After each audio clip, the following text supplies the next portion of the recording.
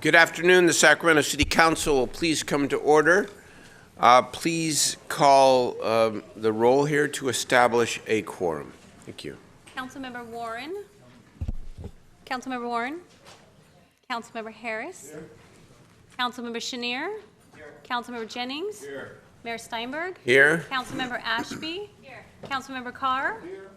And I do expect Vice Mayor momentarily. Vice Mayor will be here in a moment. Councilmember Guerra. All right. Ms. Anderson. Ms. Anderson, would you mind leading us in the Pledge of Allegiance, please?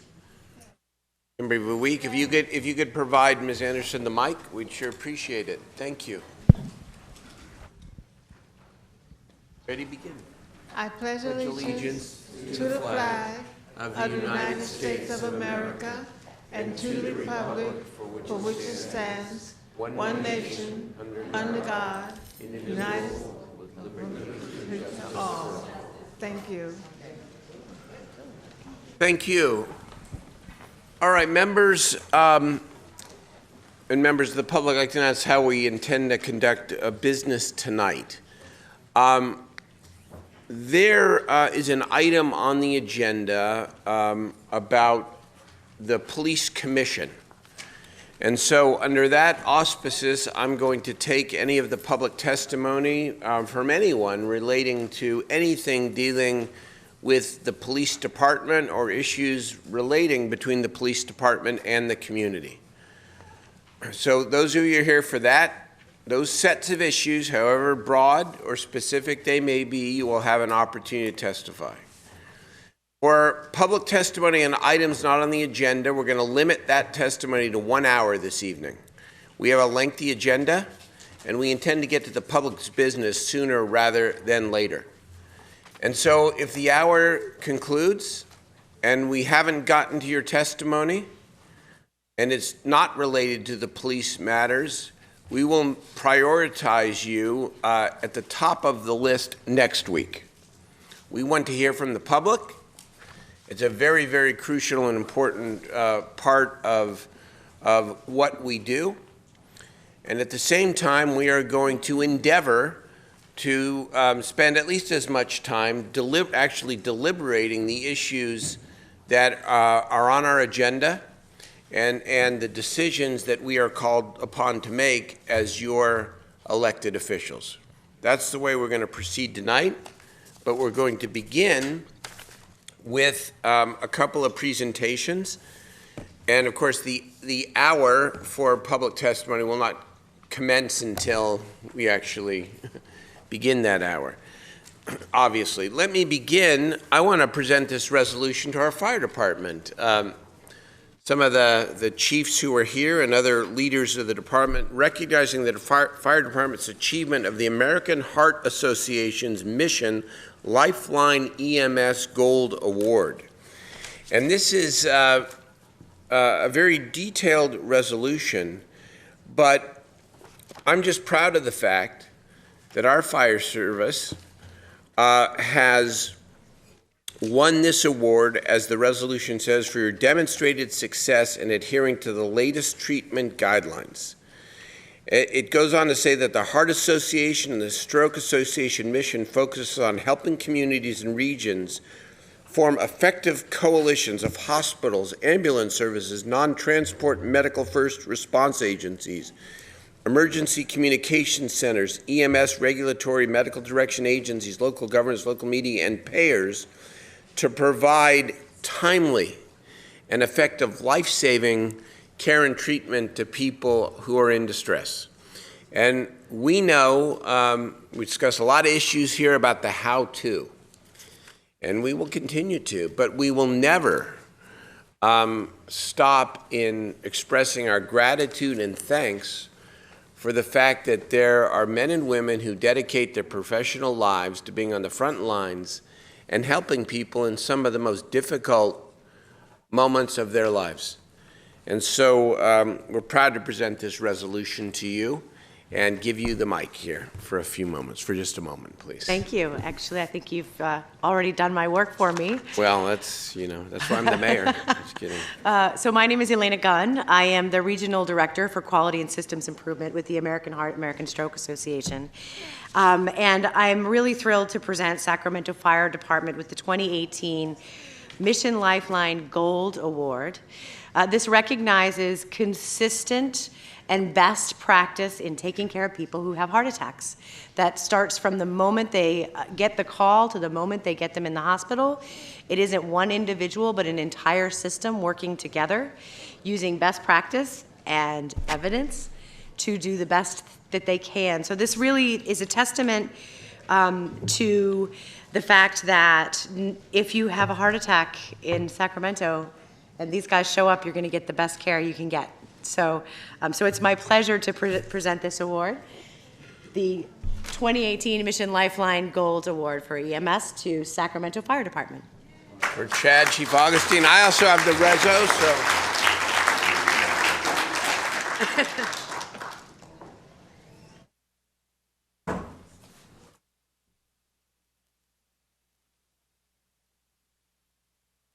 Thank you. Go ahead, please take the mic. Let's take a picture. Thank you.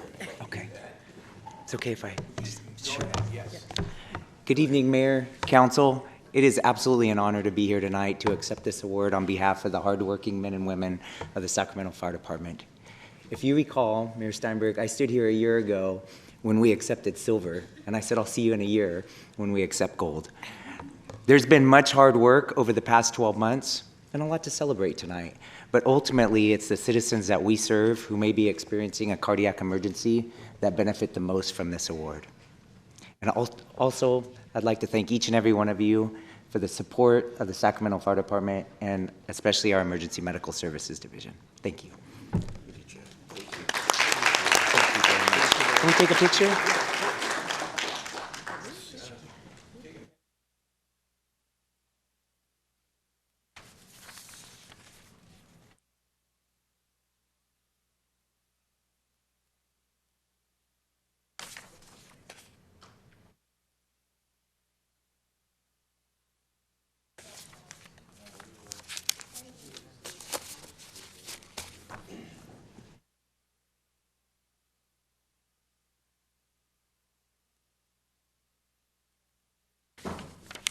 All right, we have one other presentation here. Let me turn it over to Councilmember Chenier.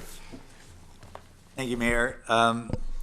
We have, as a council and a city, over the last number of years, elevated both the support and the status of our young people to really get them to engage in what we are doing and why we're doing it. And one of the main pieces of that program is really our Youth Commission. So we have youth commissioners who represent each of us as council members, and we also have some, Mayor, that you appoint as well. And every year, obviously, we have youth commissioners who leave to go on and do other things with their lives, who have graduated from high school. I would say from what I've heard and what I've seen, this youth commission cohort is one of the best that we've ever had. They've really started to engage on the policy end of what we do as a city, and I think that's where we want to go, rather than just have them do projects, which is great, but not where we're going to get to go. We also have someone who has been working with them and supporting them, who does a great job. Good afternoon. So what I'd like to do, if you want to say a couple words, and then maybe we could, the youth commissioners who were able to come tonight could introduce themselves and talk about maybe one thing during their term as youth commissioner, and then also where they're going next year would be great. Perfect. Good evening, Mayor and Council. My name is Margarita White. I'm the Program Coordinator for the Sacramento Youth Commission. We're here today at the request of Councilmember Chenier to acknowledge the commissioners that have served out their terms with the Sacramento Youth Commission or have graduated high school and are leaving to pursue their educational careers. A little bit of history: the Sacramento Youth Commission was established in 1993 per the request of, at the time, Councilmember Steinberg. As a commission to advise the neighborhood committee. That's what the historical documents state. You know what? I didn't remember that, but I... Good job. Yeah, you played a part. In 1997, it was resolved that the Youth Commission would serve in an advisory capacity to the full City Council. This past year, we had an all-time high of 21 out of the 22 seats. We're a 22-seat commission. 21 out of the 22 seats were filled. Due to the diverse demographics of your individual appointments, the consistent quorum we had gave us the ability to dive into real-time social concerns, engage in meaningful discussions, and draft our first recommendation coming soon to you all. The robust dialogue heard at our monthly public meeting was made possible by creating an environment that values their individual identities and unique point of view. I want to take this time to introduce one of our 21 commissioners with a very profound narrative and immense passion for her community, our Sacramento Youth Commission Chair, Karen Gomez.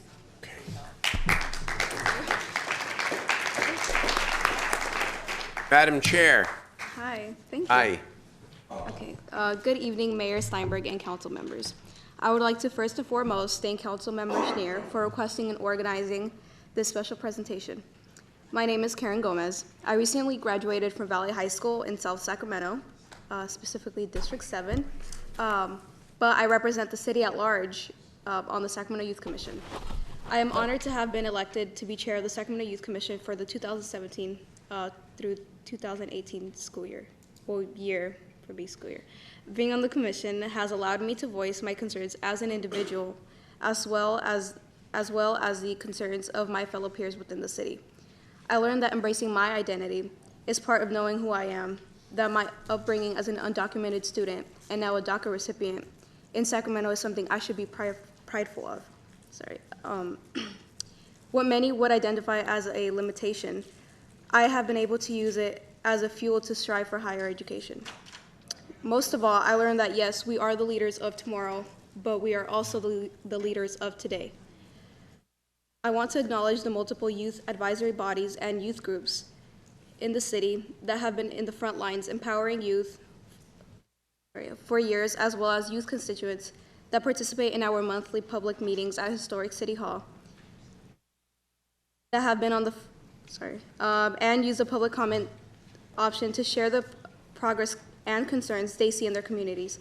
Finally, I would like to thank you, Mayor Steinberg, for requesting the creation of the Youth Commission in 1993. I believe it is crucial for youth constituents in the city to have the Youth Commission as an outlet to engage in local politics and to acknowledge that we can promote systemic social change through collective action. The results of our actions now may be slow, but our actions will have a ripple effect for generations to come. Thank you so much. I think I did suggest the creation of the Youth Commission in 1993 because I was then a youth. I think that was the that was the truth. Yes.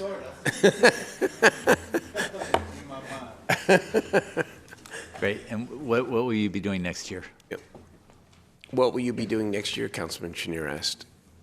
What are you going to be doing next year? Oh, I'll be attending the University of San Francisco in the fall. Thank you. Good for you.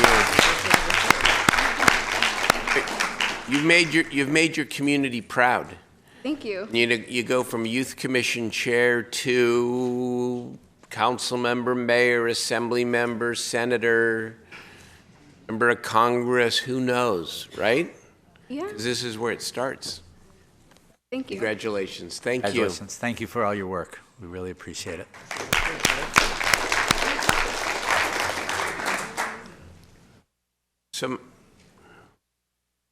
We got others who are going to speak? Oh, no. That's okay. Okay. I'm fine. I just want to thank Angelique Ashby because I remember many years ago I used to come here and I was very engaged and she said, hey, you should try out the Youth Commission. So ever since then, I've been a part of that. So just thank you. Look at that. Thank you, guys. Thank you all very much. And Margaret, you can come up. Are those for us? So yeah, come on up.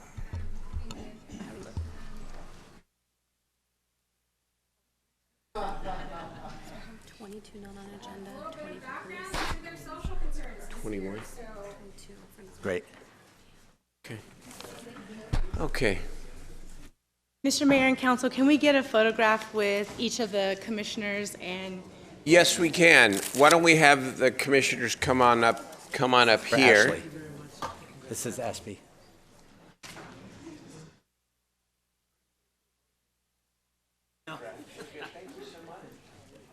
Thank you. Thanks. Appreciate what you do.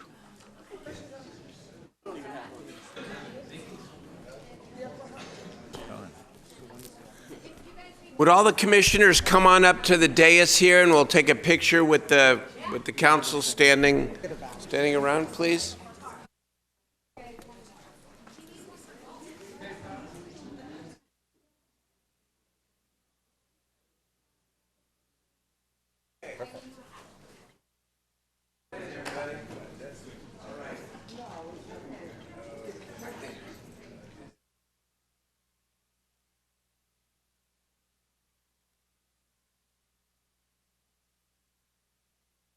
Always get on the end. Okay, ready? Come on in. Come on in. You go. No, you're good.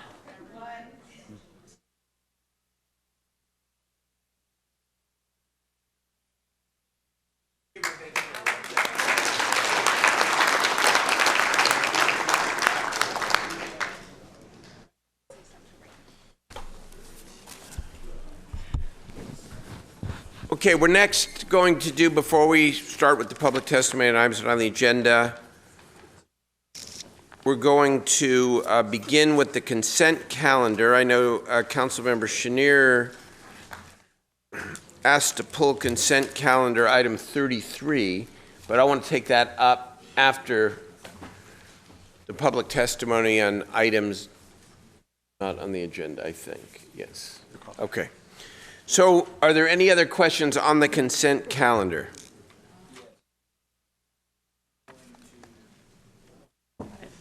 Yes, Mr. Mayor, I am going to, out of an abundance of caution, recuse myself from item 3, which is the award of the Prevention and Gang Task Force dollars. And my wife is a volunteer with 2 of the organizations. She's unpaid, but I am still going to recuse myself. And Okay. I'm going to follow my dear friend and colleague, Councilman Jennings, as he so eloquently does when his wife comes before the council. So we do it out of an abundance of caution. Okay, very good. I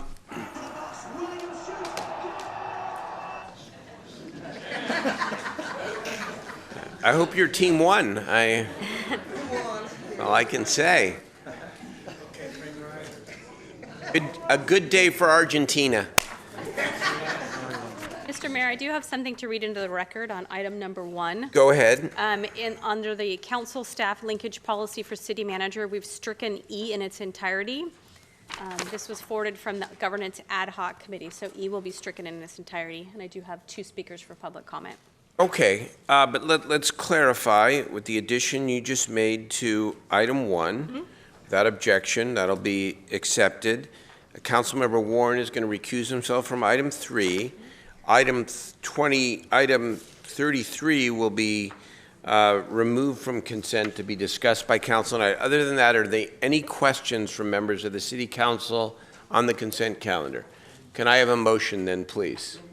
Moved by Councilmember Carr, second by Councilmember Harris. Let's hear the 2 items of public testimony for the consent calendar, and we'll go. Thank you. The first speaker is David Andre on item 8, and then Mac Worthy on item 24.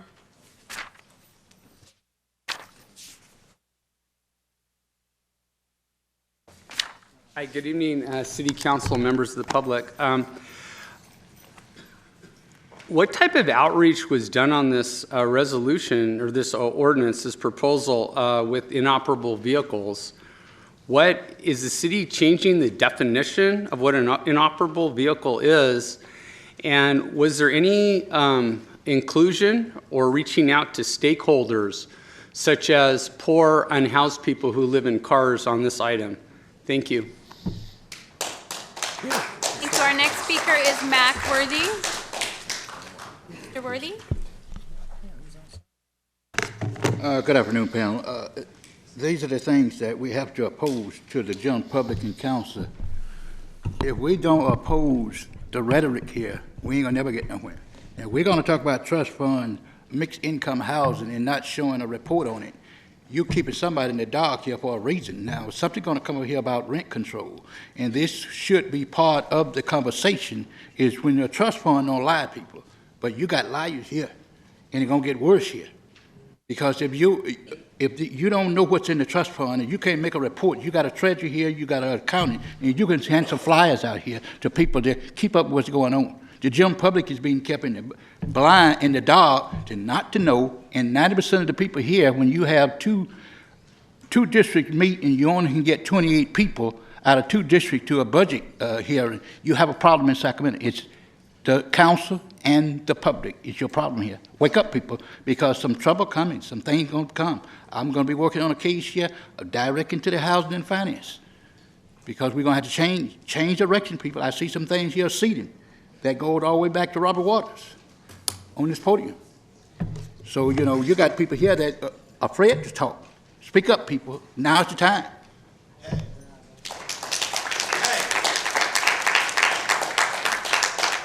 Okay, the consent calendar has been moved and seconded. Again, let's set aside item 3 for a minute. All for but item 3. All in favor, please say aye. Aye. Opposed, abstain. Item 3, No, 3, because Alan abstained on that one. By the way, I just want to note with item 3 that this is $950,000 that is going out to various community-based organizations to combat gang violence around youth and prevention, and mostly in our communities of color and diverse neighborhoods. And it's not enough, but it is, again, another down payment. And thank you, Councilmember Jennings, for your continued leadership on these sets of issues. Again, we want to build more capacity to be able to do more for our neighbors and for our youth, but this is a good step. So, Councilmember Warren is abstaining. All in favor of item 3, please say aye. Aye. Opposed, abstain. That then is a 7-0 vote with Councilmember Warren abstaining. We have now moved through the consent calendar. I'm going to make a slight change here, just since I want to start the meeting with social justice here. I would like to take up Councilmember Chenier's resolution. The opposition to the Trump administration's policy to separate children from their parents detained due to undocumented border crossing without regard to circumstances. Councilmember Chenier. Thank you, Mayor. Again, so I suggested this last week, but I know that my feelings are no different than anyone sitting on this dais, and invite my colleagues to talk about this. I'm going to be brief, but think that very rarely have I brought something forward that is not very much connected to the city and the way we do operations on a day-to-day basis, our own policies. But this one kind of rises to the occasion. What our administration, or what the administration is doing in the United States around folks at the border and separating families and not being able to understand where those children are and how to connect them back to their parents is important to me. And it is not the country that I want to be associated with in that, as long as that happens. I thought it important that this council continue a lot of the work it's done around social justice, around what we've done on the fuel piece, and what we've done in other areas to ensure that folks are treated better than what they're being treated with at the border. And so we put together a resolution. I'm not going to read all of it, but I do want to read kind of the last pieces of it. Section 1, the mayor and the Sacramento City Council hereby strongly oppose the Trump administration's inhumane and unjust zero-tolerance policy of indiscriminately prosecuting all undocumented immigrants. Section 2, the City of Sacramento hereby stands with our diverse community to condemn the forcible separation of immigrant and refugee children from their parents to the severe detriment of all involved as a result of the Trump administration's zero-tolerance policy. In light of the recent presidential executive order, the Sacramento City Council hereby strongly urges the Trump administration to immediately reunite families that have been separated during the tenure of this policy. In Section 4, the mayor and the City Council, Sacramento City Council, hereby urges the Trump administration to immediately end the cruel and abusive zero-tolerance policy and immediately reestablish the previous policy of releasing adults awaiting trial to care for their children.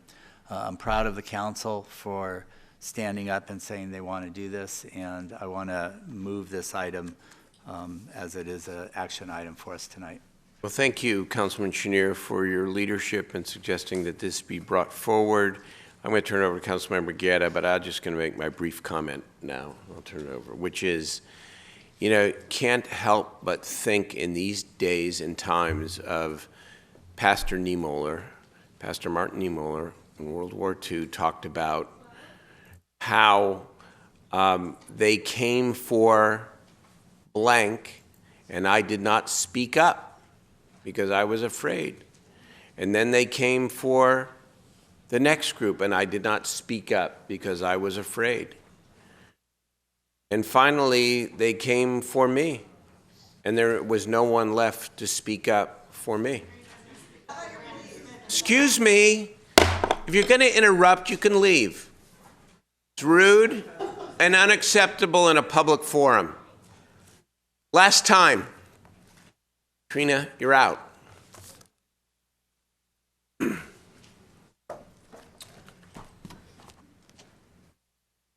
What's going on in our country now commands us all to speak out and step up, to speak our conscience, and to not stand for what's going on in the country.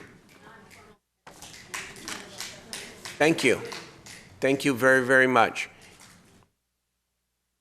So I strongly support the resolution and will continue to speak out and speak up for all our immigrant communities and all those who are affected by this continued abhorrence coming out of the federal administration in Washington, D.C. Councilman Guerra. Thank you, Mr. Mayor. First, I do want to thank my colleagues' past support for the fuel network and ensuring that we quickly after the ICE and the Trump administration started focusing on their attacks on immigrants, that this council providing legal services for our residents in Sacramento who are immigrants and ensuring that we can provide that level of trust and not continue that world of fear. You know, it's unfortunate that we are in this situation again. I remember when I grew up and being undocumented in the 80s here, the level of fear that was amongst us when all we were doing was working here in this country. And you see that happening again where the federal administration is using that level of fear. The resolution, I think, is well written out. There was only one thing that was missing. I did talk about the Japanese internment and the atrocities that happened, but we forget that that the United States federal government participated in this type of family separation in the 1930s with families who were repatriated, some of them who were U.S. citizens, some of them who were immigrants because of their color of their skin. And it's unfortunate that this administration continues to do that in this case. So I want to thank Councilmember Chenier and the mayor for bringing this forward. And I only have a few words for those in the community who don't speak English. And y eso es que estamos aquí para luchar para los derechos civiles y para asegurar que este país mantenga los valores de la identidad de cualquier persona. Y vamos a tratar a cada uno como su vecino y vamos a apoyar a nuestra gente porque todos somos humanos en este país. With that, Mr. Mayor, I urge an aye vote. Thank you very much. It's second. Second the motion. Warren. Thank you, Mr. Mayor. I want to thank Jay for bringing the resolution and Eric and the mayor's leadership. I think it is tragic when some of our elected officials use the weight of the government to harm families, and I think that's what's taking place now. And I think I just wanted to acknowledge the leadership of my colleagues and to say that I stand with you in support. Thank you. Thank you, Alan. All right. All in favor, Councilman Scheer, you want to close? You okay? Yeah, I think I want to just say one other thing, and Councilmember Guerra kind of started to talk about this, but when we think about the Holocaust and what happened there, for me, this is personal in a way. I think of my father being put on a kinder transport to get out of the Holocaust and eventually end up in Bolivia because we weren't taking refugees, and he would have had to been illegal to be able to come here. And I think of what happened with the Japanese internment, and I think about us not learning from our mistakes. So I think this is a place where we can stand up. And again, I'm proud of this council for all of the actions we've taken around social justice, and I believe we'll continue to do so. So thank you very much. Thank you, Jay.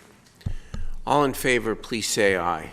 Aye. Opposed, abstained. That passes 8-0. Thank you very much. The right thing to do. Okay. It is now 5:35. We're going to take 1 hour of public testimony on items on the agenda. We've attempted to separate, by virtue of your descriptions, those who have come to talk about any police-related issues, because you are welcome to testify when we get to the police item later in the agenda. So we're going to take those items of public testimony for non-police related issues now and proceed, and we will go for an hour, and if you don't get called, I will apologize ahead of time. We'll put you at the top of the list for next week.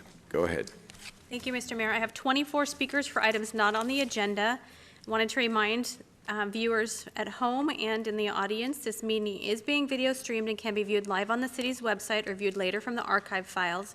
Members of the public who wish to address the council should complete a speaker slip, which can be found at the back of the room. Speaker slips need to be turned into the clerk prior to the beginning of each item. And so that everyone has the opportunity to address the council, members of the public are asked to observe the rules of decorum. The council rules of procedure outline decorum expected in the chambers and can be found on our website. The copy is at the back of the room and is summarized on the back of the speaker slip. For instance, use of swear words, yelling from the audience, physically threatening conduct, and displays of disrespect are discouraged. The presiding officer will request that a person cease disruptive conduct, and if not immediately stopped, the presiding officer will direct the person to leave. Each speaker does have 2 minutes to address the council. A cordless microphone or assisted listening device is available from the clerk. Please silence any cell phones or other communication devices and refrain from using flash photography or lights on video equipment. And parking validations are also available from the clerk at the front of the room. So my first speaker is Joyce Johnston. Following Joyce is Cynthia K. Sperling, and then Sandra Howell.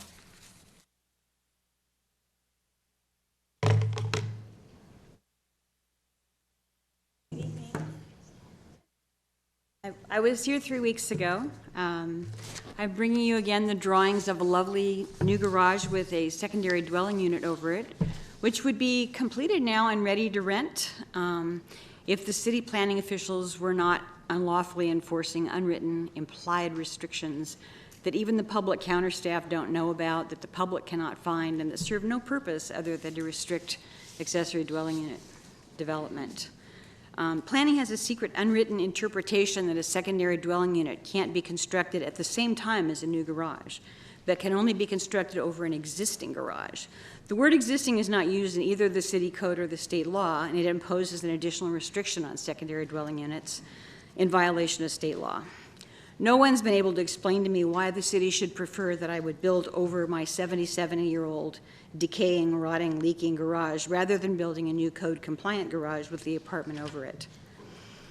Planning will not review my application to build a new garage with a clean, modern, affordable apartment over it unless I pay thousands of dollars for a public deviation hearing, even though my project fully complies with all the requirements for both the garage and the secondary dwelling unit. And again, state law requires ministerial processing and prohibits the requirement for a discretionary hearing.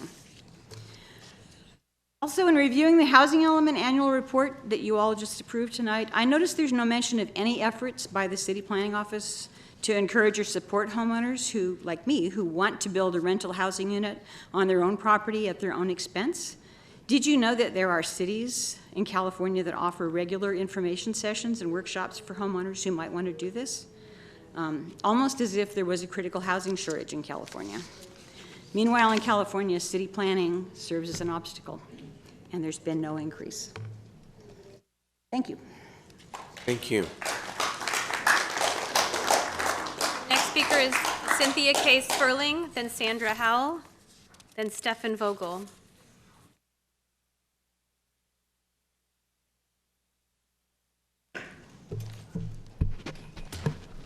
I'm Cynthia K. Sperling. You're familiar with me. I'm here every week. And ma'am, our staff has tried to help you numerous times. I've been told, excuse me, I have the gavel.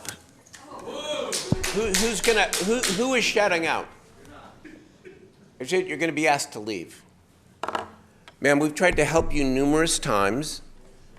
What can we do to help you aside from, you're welcome to come testify, but it's the same thing every single week. So I want to know what we can do to help you. Actually, I think you'll be interested in what I have to say today. There is one organization that is actually stepping forward to help. That's Sacramento Self-Housing.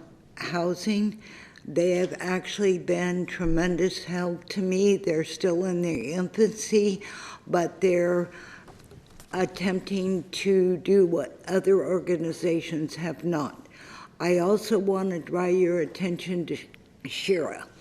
I have been trying to work with them for actually several months. I received a letter from them. I took everything in. They said my doctor needed to sign off on my disability. I contacted SHERA. Now, I don't know if you're aware of it, but if you call SHERA, you have a 45-minute wait before anybody picks up to give your message. I've been at this since the 18th. Today was the first day I got a call from my worker. There has to be a better way to be able to get in touch. I've been there 5 times this last week. I've called more often than that. So you need to look at what SHERA is doing and how it isn't helping people, okay? That was what I wanted to share with you today, okay? Thank you.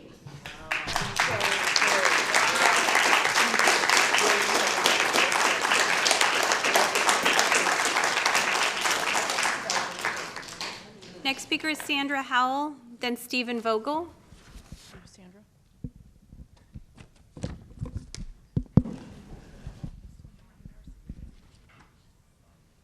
Good evening, Mayor and Council.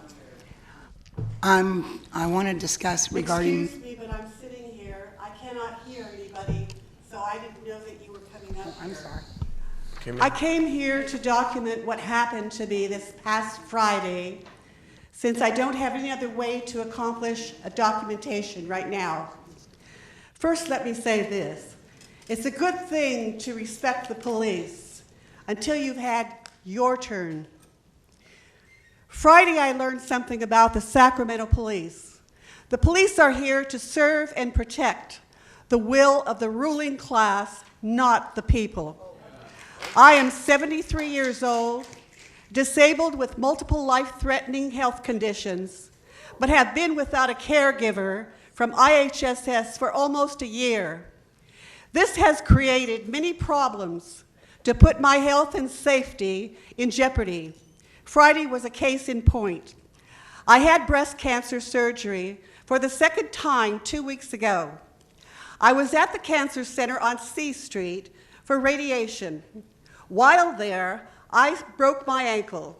After radiation, I drove my wheelchair down 15 broken down sidewalks to Mercy Urgent Care on Q Street in 104-degree heat. I had nothing to eat since 8 a.m. that morning. After 5 hours at Mercy Urgent Care, I boarded the light rail to go home. All of the grief, pain, and suffering I sustained at the hands of public employees seemed to come to a head on the train. I let go and began having an emotional breakdown. In the style of many RT drivers over the past 25 years, the driver became threatening and aggressive. I had nothing left inside of me to put up with this kind of behavior. The driver told me I had no rights, that ADA had no power in the matter, that she was taking away my travel rights. Ma'am, your She 2 minutes stopped is the train complete. Ma'am, to your 2 create minutes a is mob complete. Will you make your mentality, final comment, and thus please? put me in danger by riders who wanted to get home. Ma'am, your 2 minutes is Finally, complete. She and an RT guard or cop came to throw me off the train, even Ma'am. though I told them I was 2 stops away from home.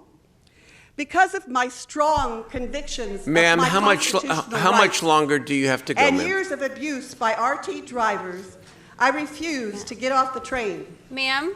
I tried to help her understand my problem and that the power in my wheelchair was down too low. I was afraid to get stranded in the street with no cell phone and no one to call for help. Okay. Ma'am, are you Miss Howell?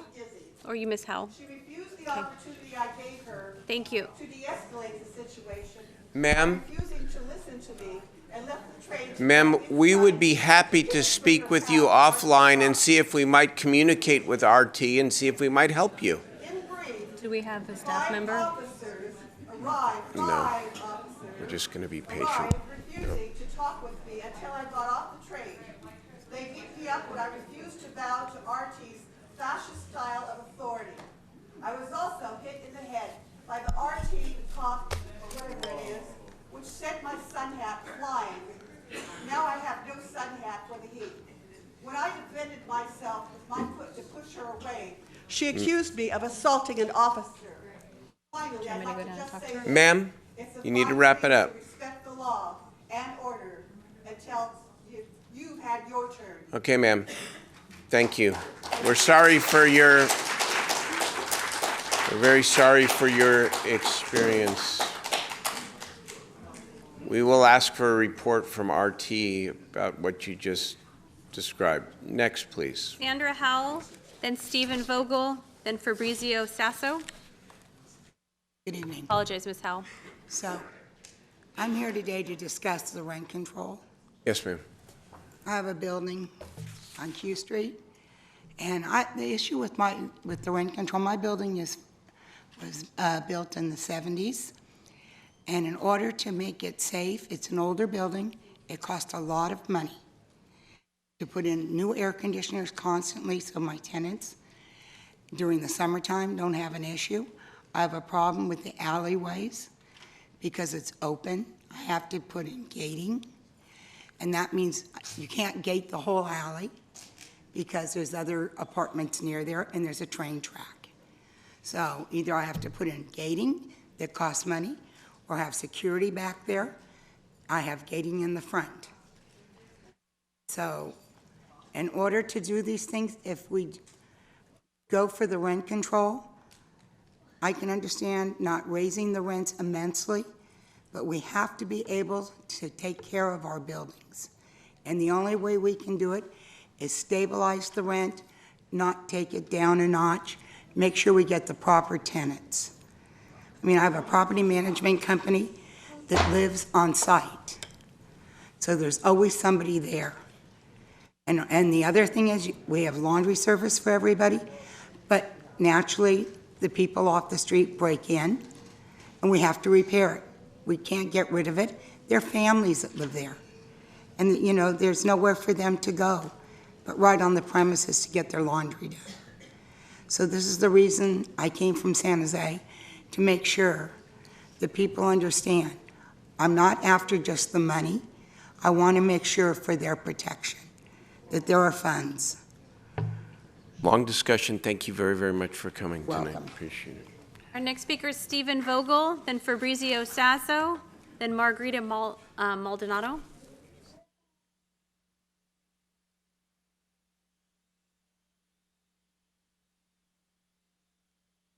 Good evening, Mayor and City Council members. Rent control is not the answer to the housing shortage or increasing rents. Most tenants do not realize the cost of running an apartment complex. The property taxes, depending on the complex, or 1 to 2 months of the gross rents. Property insurance and permits amount to approximately 1 month of gross rents. Landlords need to have a reserve of at least a couple of months' rent to do emergencies and vacancies. For example, in a small 20-unit complex that we have, there were 2 air conditioners that broke down last month. It cost over $10,000 to repair them. It will take close to 5 months of rent from both apartments to recoup the cost of repairs. This complex also has a vacancy. With problems like these, the landlord still has to pay the property taxes, insurance, and mortgage. And we haven't even discussed the cost of normal maintenance products, labor, and utilities, which the costs go up every year. The cost of property, fire hazard insurance went up over 5% this year. And then there are costs for the comfort and safety of tenants, swimming pools, security gates, potholes, balcony inspections, fire extinguishers, smoke and carbon monoxide detectors. At this time, the cost of the safety items is approximately $250 a month per unit. Most landlords want to have competitive rents so they will have very few vacancies, but for the reasons that I have stated, they have no choice in raising the rents. If the landlord cannot receive his rents, he will not have the money to do repairs in a timely manner. This will cause a lot of deferred maintenance that will create slums. The only way to have no increase in rents is to guarantee that there will be no new property taxes, no new bonds, no new parcel taxes, no increase in the cost of permits, no increase in property insurance, no increase in the cost of utilities, no increase in building maintenance, materials, and labor, etc. Well, your 2 minutes is complete. Will you make your final comment, please? Okay, since older complexes have items wear out and break down often more than new ones, it costs more to maintain. And finally, rent control discourages investors building new housing, Thank you, which sir. is the only answer to rent control. Thank you for coming tonight. Our next speaker is Fabrizio Sasso, Margarita Maldonado, and then Jessica Reed. Good evening, Mayor and Council members. Fabrizio Sasso with the Sacramento Central Labor Council. I'm also here as a tenant. About 10 years ago, I moved to Sacramento, and I'd been working here a few years before that, but I thought Sacramento was a great city. It is a great city, and it felt like home. I understand my privilege here because I went to UC Santa Barbara. I got my undergrad there. I went to USC, the Price School, and got my master's there. I have a really good job. I love my job, and I would consider myself middle class. But I gotta say that I have been kicked out of my apartment. That had a house sold out from underneath me, and I had to scrounge up money to move into another place. I've had the rent increased on me, and I couldn't afford it, and I had to move. But now I live in a place where I have a really good landlord. I work hard to keep up the property. My landlord responds very quickly to me, and cares about me as a person. But there's so many other landlords who've been taking advantage of a market that prioritizes profits over people. And the market doesn't take into account that the wages are stagnant and increase in rents only destabilizes families' budgets. These are crazy times we're in, and we need our leaders to step up and make moral choices. And what we need is more compassion. We need to stop housing insecurity. We need your leadership, and we need rent stabilization and just cause eviction. There's construction workers who can't live in the homes that they're building. There are teachers who have to take a second job just to pay the rent. And there are waitresses out there who don't live near where they work, all because the rent's too high. Sacramentans are being squeezed financially, and they're having to make tough choices like paying for their medicine or paying for the rent, groceries, or staying in their homes. This isn't fair, and you have the ability to provide relief to families that are making these difficult choices. This choice cannot be left to the open market. You must do something right now to help working families stay in their homes and apartments. Together we can figure out what we need to do to keep Sacramento home for so many of us who want to continue to live and work and play here. Your time is complete. Will you make your final comment? Wrapping up. And I want to stay here. I don't want to have to go live somewhere else. If I have to move to Elk Grove, which is a nice community, they'll probably call you and complain about it. But please support just cause eviction and rent stabilization because it's the moral and right thing to do. Thank you.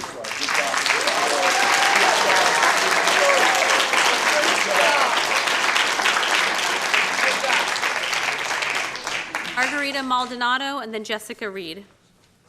Good evening, Mayor and council members. My name is Margarita Maldonado, and I'm a member of the Housing for Sacramento Coalition. I'm also Vice President with SEIU 1000 and President of the Sacramento Central Labor Council.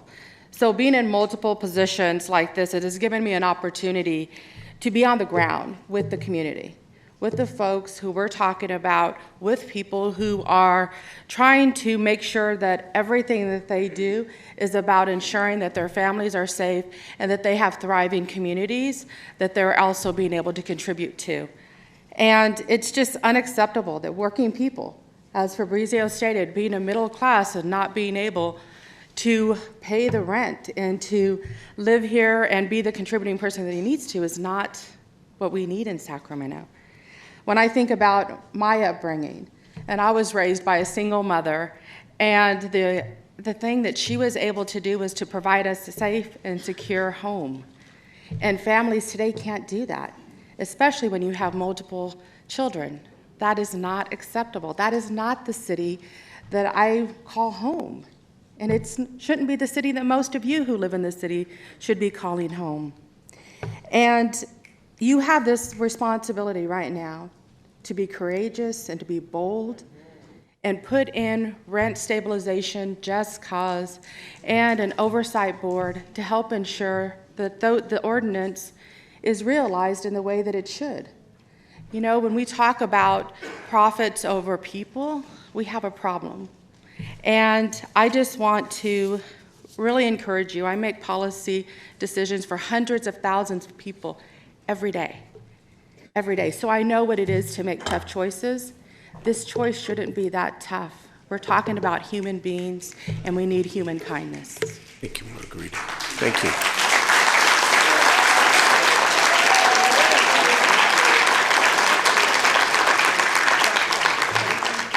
Jessica Reed and then James Owens. Good evening, Mayor Steinberg and council members and members of the public. My name is Jessica Reed, and I am a steward with SEIU Local 1000.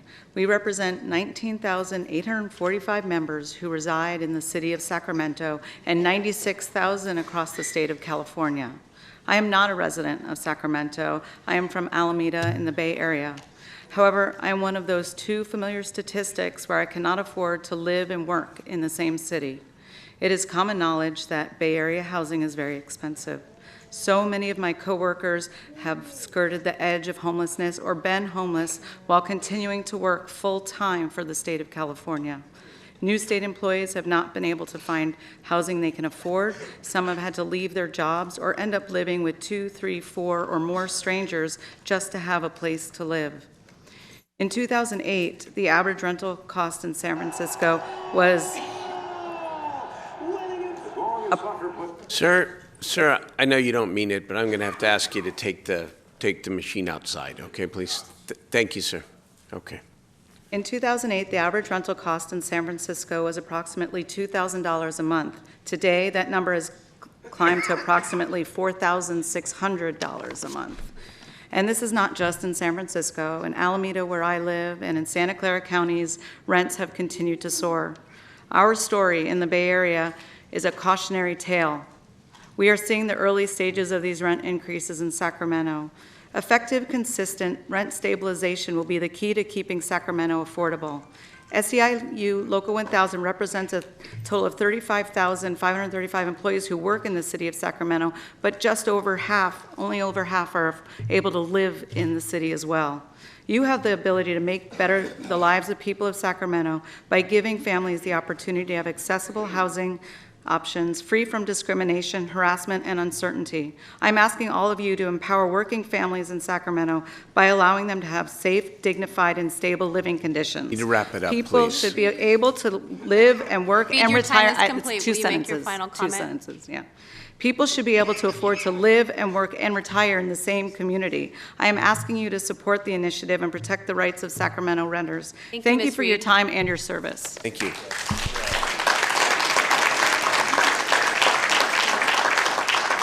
I just want to say the 2 minutes, and Ms. Cuppy does a great job respectfully telling people, it's to enable more people to be able to speak. So when we ask you to please Stop at 2 minutes. Please stop at 2 minutes, okay? Don't go over 15 or 20 seconds because that means a couple other people won't have the opportunity to speak, okay?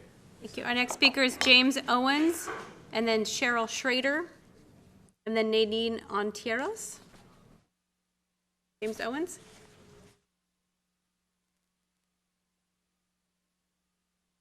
Good afternoon. My name is James Owens. I live and work in this community. I've been in Sacramento for nearly 55 years and watched things change many times over. I appreciate your all's time. First and foremost, I just wanted to say that in a very brief way that we all need some help with making sure that rentals stay affordable. Right now we're looking at rental rates being approximately 50% of a person's income.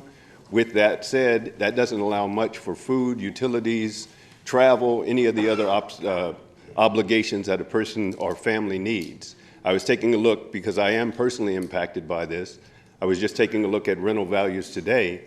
At the approximately 1600 block of 12th Street, a 2-bedroom apartment in a 50, 60, 70-year-old building is renting for $1,600. If we're looking at a person making $15 an hour, and that's not even realistic, they couldn't afford the 3 times the rental and or possibly the credit restrictions or credit verification that many people are looking for in the fact of 620 credit score in order to rent an apartment. At that rate, most people could afford to buy homes if they had those sort of things.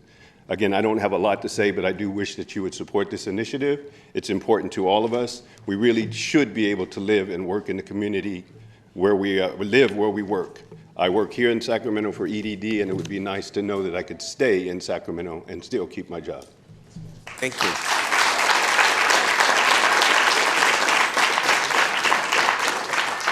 Next speaker is Cheryl Schrader, and then Nadine Ontiveros.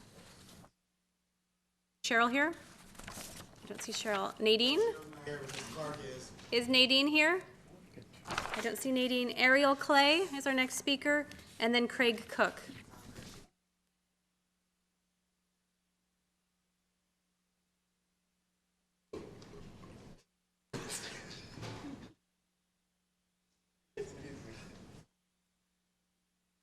Good evening.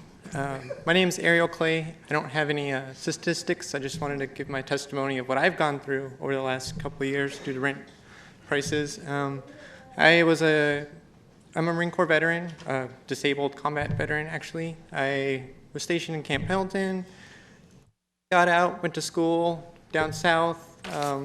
My life circumstances changed. I was getting the GI Bill and working 30 hours a week, which isn't quite full-time, but that's how it goes for us. I wasn't able to afford a new place. I didn't want to start a new year-long lease for so much in a city that I didn't care about. I'm from up here. I'm from Sacramento. I wanted to come up here. There was nowhere cheap enough. I ended up living in a bus for a year just so I could finish school and continue working in the same city that I wanted to live in. Shouldn't have to drive 45 minutes to go to school and to work. This is where I spend 90% of my day. I go home to go to sleep. Like, I'm spending my money in the city, I'm working in the city, I'm going to school in the city. I want to live in the city too. It's kind of ridiculous, I can't. That's kind of all I have to say. Oh, and I'd like to admonish the Social Security on Folsom. They're refusing to change my name because I haven't gotten surgery, which I know is not the law here, and I'm dealing with them. But I just want that to be public record. I'm dealing with discrimination because I'm trans from Social Security on Folsom.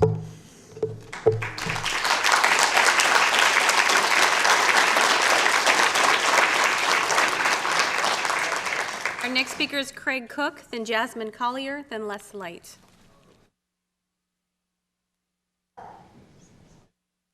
Hey y'all, how you doing today? My name's Craig Cook. I am from District 4, Steve Hanson's district. I've been living there now for about 5 years. I've been in the Sacramento area, living here for 15. I have just had the privilege of moving to the city itself, having the privilege to also work within the city itself. It is a wonderful privilege and is something that I cannot ever give up. Just cause, tenant eviction, rent control are both moral things that we can put together today to help us all. One of the statistics we brought today is there'd be an extra $302 million to spend in the local economy each year. I know for a fact I spend way too much on my rent. It's almost more than half my income. I stay at home and do nothing most nights just to save money, you know. It's a lot of fun. I wanted to read something I wrote. It has to do with a lot of things going on right now in the world, but one of them, it seems to be, happens right here in town a lot. Rent increase separates families. Evictions separate families. Labor and work separate families. Politicians separate families. Poverty, people, war, water, land, all of these things separate families. In Sacramento, the police and the renters, the landlords separate families. We argue over what is and isn't a human right. The intrinsities of modern living is lost on most, but still used as a wedge against human rights itself. We squander what we have. We say we can't do anything, but what we have is each other. And what I have is my family. You move me away from my family, and I have nothing. When what am I going to give you when I'm not here?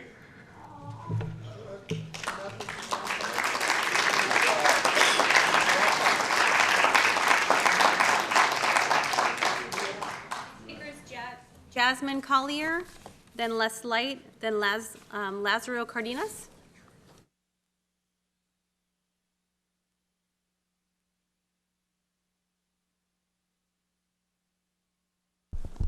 Guys, just wanted to put another face to somebody getting affected by rent being so high.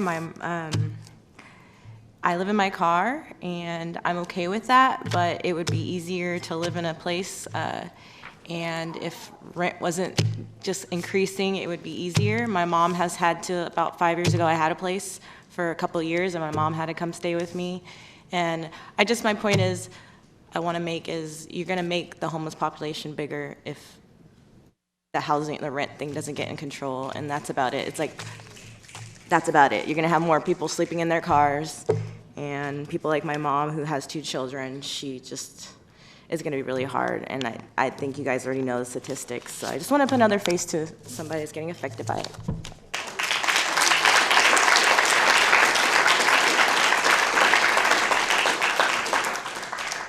Les Light, and then Lazaro Cardenas. So in the consent calendar, the question of reports on affordable housing came up tonight.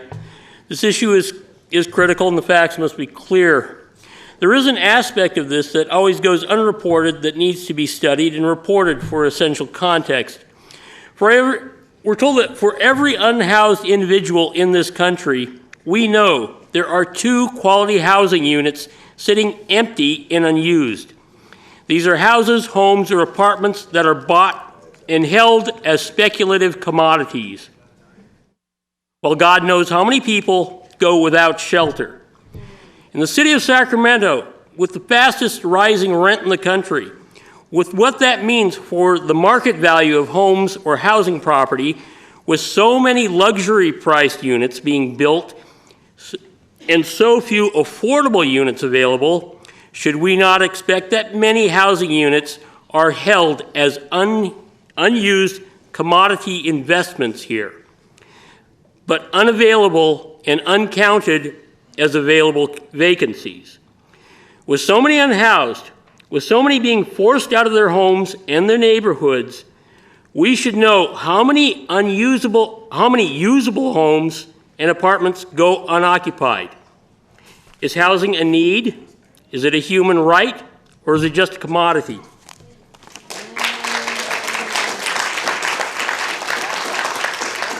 And Mr. Clark and anybody else, anyone who's here to speak on the police-related matters are going to have that opportunity when we take up the Police Commission item a little bit later in the agenda. So if you could be patient, please. Thank you. The next speaker is Lazaro Cardenas, and then following Lazaro is no name. It says issues affecting homelessness, and the organization is SHOC. Good afternoon. My name is Lazaro Cardenas. I'm living in District 4. I'm with the Sacramento Tenants Union. I've come here a few times. I'm here to ask you and inform you and just implore you to support just cause eviction and rent control. Housing is a human right. Every day, our organization, our members get emails, phone calls, basic messages of people being evicted because of an upset landlord, because their rent is increasing. And this tends to be some of the most vulnerable in our communities: single mothers with special needs children, elderly living on SSI. These aren't people who can just, move in with their parents or can just somehow find some alternatives to the market forces that we see happening in our city. We're showing you the policy information, the arguments, that this is good for the economy, giving people more money to spend, but more importantly, it helps those most in need. It's very common sense policy. It's not going to stop housing. You can keep building. You have all kinds of affordable housing funds coming from the state in the next several years. You're still going to go. We have a growing economy. Just support things that can protect the most vulnerable populations today. It's something you can do. It's not a very difficult thing to do. Thank you, and Black Lives Matter. Thank you.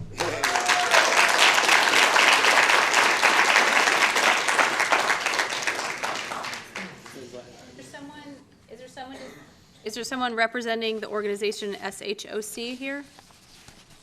No? Okay. Then, Hold on. If the name isn't on there, let's yeah, not there's go no there. name on the speaker slip. The organization No. is SHOC, Issues Affecting Homelessness. Let's That's move not on, you? please. Let's move on. The next speaker is Stephante Clark, then Frank Patrick Ryan. Okay, Mr. Clark, it's not about police-related items. And you got to stand at the podium, Mr. Clark. You need to stand at the podium.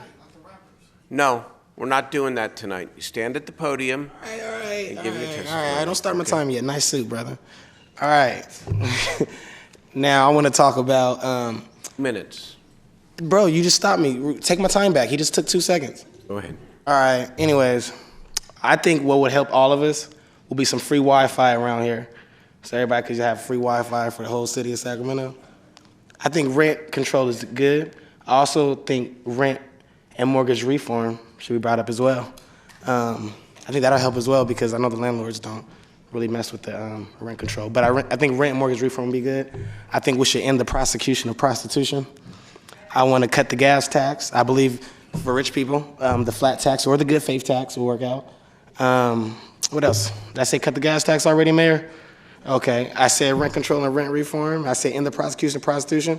I want to legalize all drugs too. Did you know that? Yeah, I want to put cocaine back in Coca-Cola. Okay, come on. Okay, all right, look, all right, Mayor, damn. Come on. All right, okay, fuck, all right. I want to have a meeting with you. I called Tara. I called Kelly Wong. I mean, let's set that meeting up. Yes. I got 50 seconds, bro. Hold on. All right, you want the nice fucking suit. All right, I'm sorry. All right, my bad. Fonte. All right. Okay, all right, not today. All right. Black lives do matter. Hey, shout out to the Brandon Smith family. Brandon Smith, I see you, girl. You know what I mean? Shout out to Black Lives Matter. Shout out to the mayor. You're doing a wonderful job. Shout out to all the district people, all the people of Sacramento, especially the police, the sheriff. Donna Cox lost, but I still support Donna Cox. I don't know what else to say. Everybody love everybody. And, everybody love everybody. That's you know a good I mean? message, man. Thank you so much. I got for coming 13 to- seconds, nigga. Hold up, nigga. I got 10, 9, Okay. 8, 7, Stephante. 6, 5, Okay, 4, Stephante. 3, 2. Now I'm done, nigga. No, man, come on. Not. Move on. My next speaker is Frank Patrick Ryan, then Mac Worthy, then Ron Elmsley. Is Mr. Ryan here? I don't see Mr. Ryan. Mac Worthy, and then Ron Elmsley. Hi, Mr. Mayor. I'm gonna see you at that meeting, boy.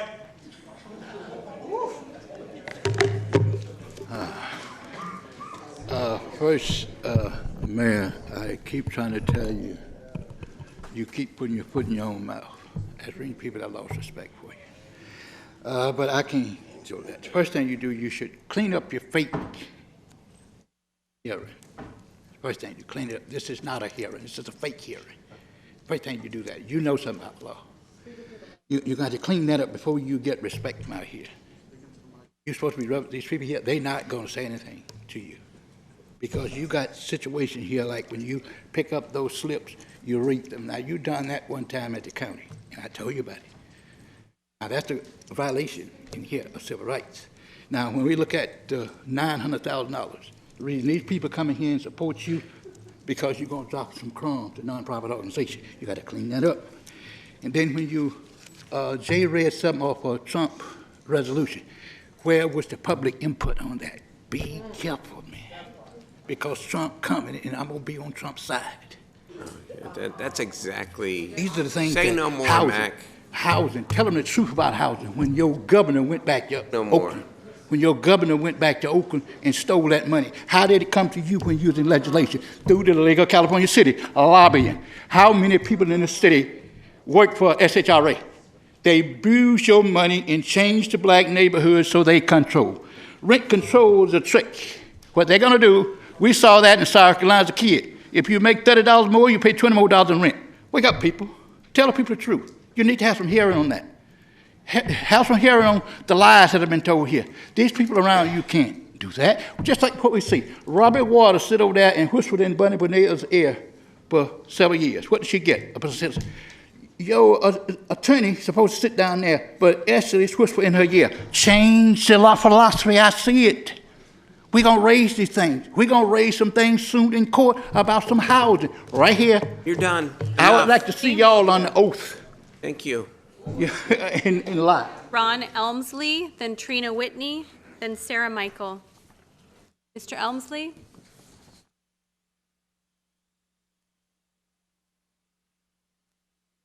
Mr. Elmsley?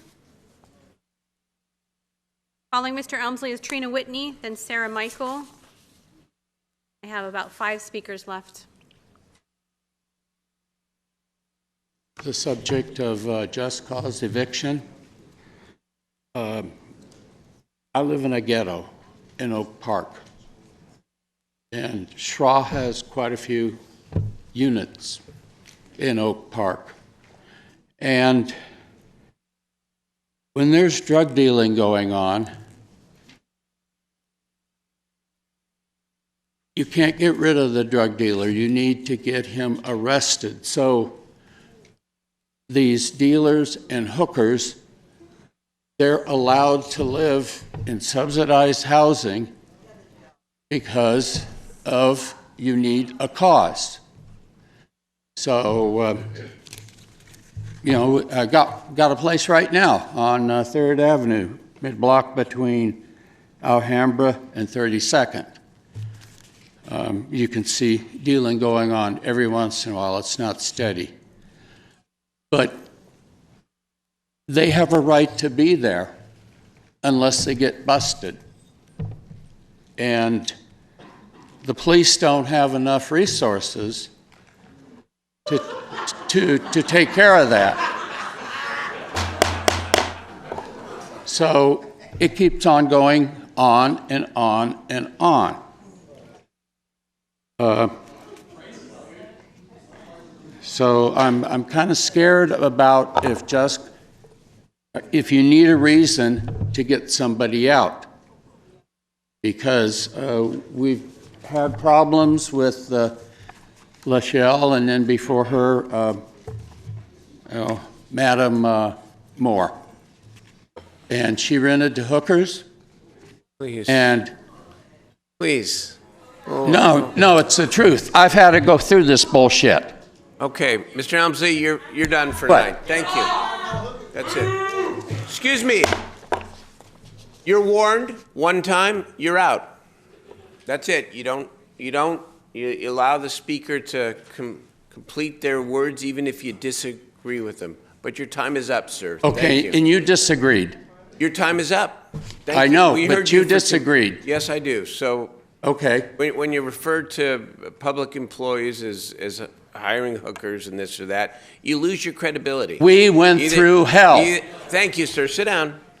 You can present and say anything you want, but what you say and how you say it matters if you want to have an actual impact on the people who make public policy. You should know that. Thank you. Next. My next speaker is Trina Whitney, then Sarah Michael, then Marcus Anzer.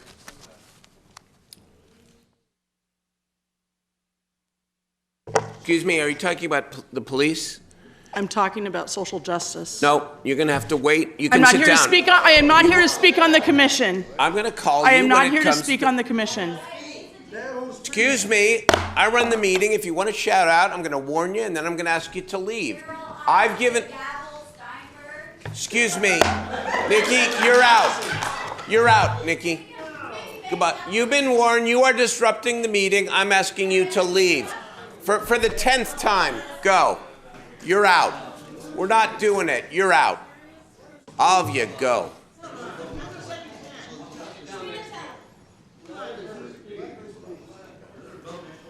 Okay, are you speaking on matters relating to the police?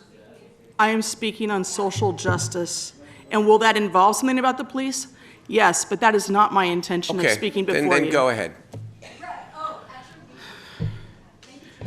Earlier, when you talked about how deplorable and how the federal government's policy, and you recognize that and the indignation in which we do that and we view that, is how the public feels about the injustices in our own community. That doesn't mean that we don't care about what's happening on the federal level, because there's not anybody here that I know that cares about the loss of life at the hands of police, that don't equally care about the separation of families that are occurring on the federal level, that are occurring with ICE, that are occurring in our communities, in detention centers. This country has a long, deep-seated history of separating families, whether that's on an auction block. Slavery separated families constantly. Indian schools separated families. Internment camps separated families. So this is not anything new that we're seeing. And the fact that anybody here on the city council wants to declare a resolution, great. But the injustice that you are viewing is the same injustice that we're viewing, because Stephon Clark and Brandon Smith, they've been separated from their families. Dejan was separated from his family. We're talking about families being separated perhaps in a different way, but not necessarily if you look at it from a humanitarian or a social justice perspective. The loss of life, the loss of family connection, of human connection, of a parent-child bond, whether that's in death or whether that's in life, it's not acceptable. There should be moral outcry. There should be absolute fight for justice for these things that are not acceptable. You can't expect us to roll over and accept one form of injustice and then sit here and declare a resolution for another form of injustice. It is one and the same. We're talking about a human family. We're talking about our black and brown brothers being particularly discriminated against in this. All right, you want my final comment? Please stop killing black people. That's as nice as I can put it. And to care about it as much in this community as you do on the federal level, please care about it here in Sacramento with our own Gestapo, so to speak. You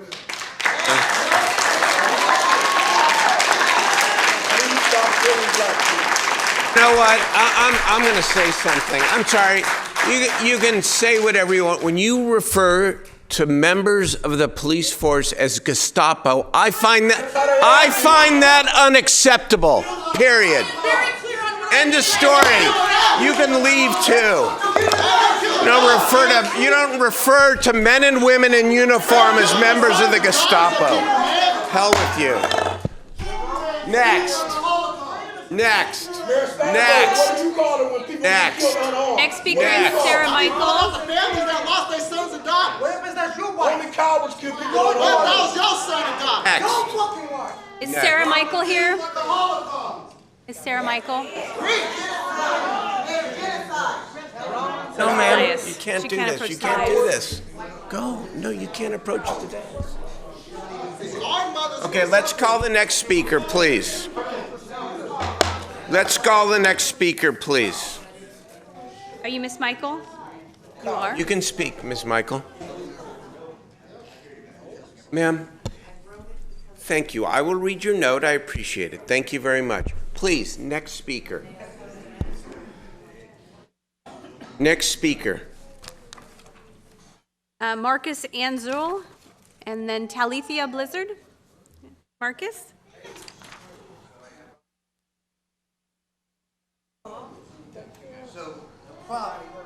Thanks.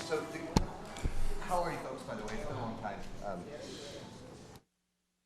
Sorry.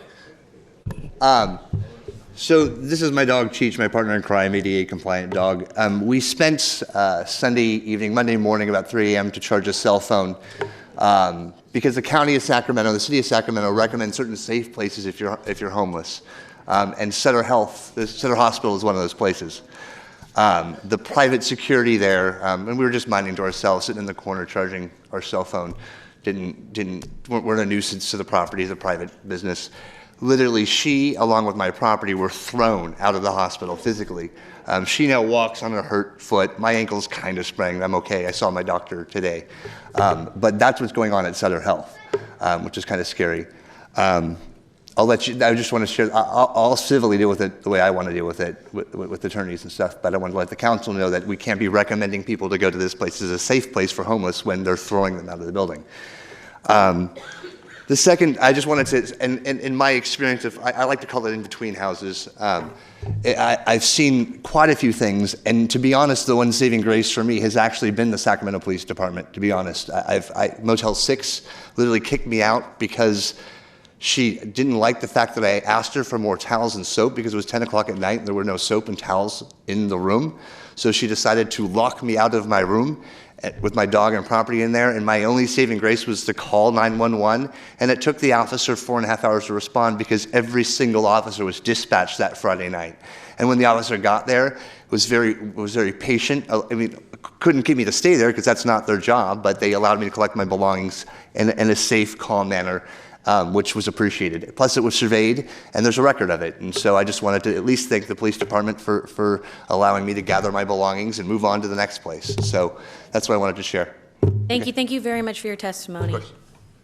And our last speaker is Talitha Blizzard. Good evening, Council. It's Talitha Blizzard. I am here as a resident of Sacramento. I'm born and raised here. Been here all my life, raised my children. I work here. I know you, Angelique. I used to reside in your district. I've worked for the same employer for almost 30 years. I also am a business owner. I work real hard to establish myself here in Sacramento. I chose to move out of the Natomas area to District 7, and I'm appalled that this month, well, the last 5 years where I reside in District 7, my rent has increased from $1,375 up to $1,800+ a month. Not to mention the fact that they are turning the complex that I live in, it is luxury apartments. I get that. I work real hard to have a good life, to work, live where I want to live. However, I shouldn't have to pay $35 for trash valet. When you subcontract out, this is just an example of some of the things that are happening. I don't know if you're aware, Mr. Jennings. I would love to speak with you later. But I'm coming today because I believe in stabilization of rent control. I believe that the city should take a hard look at the complexes that are in various districts to do a poll and find out how many of them are really taking care of the facilities itself. I know it shouldn't cost $35 for my trash to be dumped. That shouldn't be added to my rent. I know my rent should not be increased $100 every single time I go to renewal. If I had $1,375 when I first started and now I'm up to $1,800. You know what, Talitha, hold on just one second. Mr. Clark, we need you to sit down and be quiet, please. You're interrupting Ms. Blizzard's testimony. I understand. Sit down. You can sit down and be quiet for a moment, and when your name is up on the roster, they will call it. Please sit down, or you can leave the chamber. Those are your options. Thank you. I'm sorry, Talitha. Go ahead and finish up. I just ask that you really take a look at rent stabilization because some of the complexes are price gouging and they are moving people out. And I know I want to retire, and I'd love to retire where I live, but I know if it's increasing $100 every time I turn around or more so, if it's at $1,800 now, 10 years from now, how am I going to be able to retire there? Thank you for your testimony, Talitha. Nice to see you. Next item.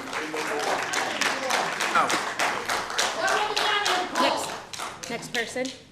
I have no more speakers for matters not on the agenda. The other items are, I believe, in regards to the police item, which Okay, will be the rest heard of the after names public remaining hearing. will be called during the police item. Moving on to the next item. Thank you very much. There should be public comment. It does not matter. It should be public comment, and every issue should be addressed the way it needs to be fucking addressed. Mr. Clark, you are interrupting the proceeding, and I'm going to ask you to leave. Please leave. Please. Brandon Smith, bro. How you gonna sit there and tell somebody Clark, that they don't have the right to sit there and talk? Mr. Clark, you must leave, sir. Thank you. Calvin, you are going to be called when the police have. I limited. Fuck you mean?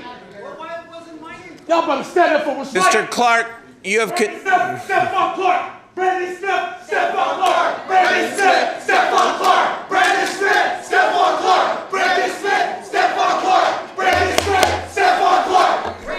Please remove Mr. Clark. Now. Fuck me alone. Now. You have. Mr. Coughlin, I'm going to ask you to leave in a moment if you do not sit down, and I'll call you when I'm ready to call you. I'll call you when we're ready to call you. You will get the chance to speak. Sit down, please. No, we're not. Mr. Coughlin, you're out. Out. Please escort him out. All right. Now, let me just say, hold on. Hold on. I didn't put police commissioner or Madam City, hold on, ma'am. Madam City Attorney, for at least the 7th or 8th time, the gentleman, Mr. Clark, who sat in the front row, has disrupted the meeting. And so I'm going to ask here publicly that he not be allowed to come into chambers where he has disrupted us every single time for at least the next month. If he can come back in here after a month and not disrupt the meeting, he'll be welcome back. That's my order. I'd like you to enforce it, please. Thank you. Okay. Ms. Allen, are you here to speak on the police-related matters? I'm going to speak for my 2 minutes because I came to speak my 2 minutes and I have a child with me. Okay. And are you going to provide me with a community space so that I can do my civic duty while I parent? You have a child here. I'll accommodate that. Go ahead, ma'am. Got your 2 minutes. I'd also like to give my 2 minutes to anybody in this audience that wants to speak. No, that's not your place, Ms. Allen. Oh, it is. You got 2 minutes. Go ahead. Take it. Go ahead. Anybody want it? You know what? I have a lot to say to you. You got 2 minutes. Actually, I have a lot to say to you. I have something written down. It's all on point. It's if you spoke about the issues surrounding the murder of Dejan Flano, if you had spoke about the issues surrounding the murder of Joseph Mann, if you had spoke about the issues surrounding the beating and torture of Nandi Kane, and if you had spoke about the issues surrounding the murder of Stephon Clark, we may not be here today talking about Brandon Smith. We may not be here today trying to fucking explain to you the similarities between Your language ICE, is disrupting Donald Trump, the meeting. and your ass. Ms. Allen. Here out. Keon, you shout out again. I'm going to ask you to leave. One more time. We don't have a card for you. Sit down, sir. We're not calling you now. No, we're moving ahead with the meeting. Sit down. Sit down. We're not calling you, sir. Sit down. Okay, your policies are violated by you. Sit down. All right. Let's take the next item on the agenda. Ms. Turnout, please. The next time it's under 28. Okay, I'm sorry. We do have a couple of other public hearings before we get to the Police Commission. Let's take items 28, 29, and 30. And 31 in order, please, and let's take them quickly.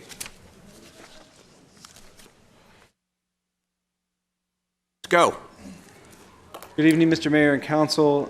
Item 28 before you tonight, Joseph Devlin with the Office of Cannabis Policy and Enforcement. Item 28 before you tonight makes minor and really technical changes to the city's dispensary ordinance to better align with the state. Specifically, it removes a square footage limitation of 2,500 square feet and creates really one distribution type license based on gross receipts $5 million or less, up to $20 million, and $20 million and under. It also creates a transportation only license. In addition to that, it creates a self-distribution license, which would only be eligible for small manufacturers who are not required with gross receipts of less than $100,000. That is it in a nutshell. I'm happy to answer any questions, sir. Thank you very much. We do have 2 items of public testimony here. Two members, excuse me, want to speak on this item, and then we'll hear from the members of the council. Go ahead. The first speaker is Mackworthy, then Jared Brannon. Mackworthy. Following Mr. Worthy is Jared Brannon. Mr. Worthy, this is your 3rd time, and you'll have one more after this, and then that's it. Okay? So say whatever you're going to say. Go ahead. What are you saying? Now, I can speak to just 4 say items here. Shut your mouth, deal. You'll get further. Just say it. Just say it. People, we have heard this cannabis thing. When I was leaving going to Virginia, there was a event at Cal Expo. Now, you can request the amount of money that was raised at the event. You have that right because this is a nonprofit organization. City of Sacramento is a nonprofit organization. You have a right through the Freedom Act to request the money was made. Just what I'm saying, somebody's stealing money here. Somebody's stealing money. And that off that cannabis thing. Because you have lied here several times for color folks, people of color. Get away from that, dear. Stay within the shadow of the law. That's the reason people don't respect you no more. You're going outside here, outside there, only 6 and you out of here. Get away from that. We are at a war. They've been in front of your house demonstrating. This thing gonna get nastier and nastier because they elected you to represent. I got to go back and revote some things that I said about taking from the police department to the political yard. Point of order, Mayor. This is not relevant to the item of cannabis. Not relevant to the item. You're out of order, Mr. Worthy. Please sit down. Thank you. Next speaker. Okay. Next speaker. You're out of order. Ashley don't run this city. I uphold the council member's point of order. You're done. The next speaker is Jared Brannon. Mr. Brannon, welcome to you. On the cannabis item. Thank you, sir. Yes. I'd just like to say I do believe this is a good move in the right direction towards actually equalizing business for all people so far. Only people that are either getting massive donations, as some people call it, people with money have been the only ones being able to get into the ground floor, which there's tons of people that have been in the cannabis community, albeit illegally, before all this was allowed, that should also be able to get their rights and the right to be able to try. And this is going in a good direction for that. So I'd like to thank you guys for doing this. Sacramento is we are one of the lead cities in California on how people are handling it. And a lot of people are looking to us. I also want to thank you for taking it seriously in that regard. And also, I'd like you to take it, the micro businesses. That'll be the next step for making a truly equal playing business for the cannabis industry, which is definitely needed. Thank you very much. Thank you very much. I have no more speakers, Mr. Mayor. Okay, we do have members of the council who want to speak on the item. Councilmember Ashby. Yeah, Mayor, I just wanted to voice my concern about the waiver of conditional use permits for the self-distribution, the smaller businesses and the transportation only. So I won't be supporting the item tonight, even though it has some cleanup language that is needed. This piece that would make it so that people don't have to apply for a conditional use permit to come into your district if their business is small enough or based in transportation is, I think, unacceptable and flies in the face of what much of this council has been trying to do over the last month to clean things up. So it will not have my support tonight. Okay, thank you. Councilmember Chenier. Thank you, Mayor. I'll be brief. We discussed this at Law and Ledge. It was a unanimous vote to put it out. This is kind of the continuing process of how this industry is evolving and how our ordinance and jurisdiction over it will continue to evolve as well.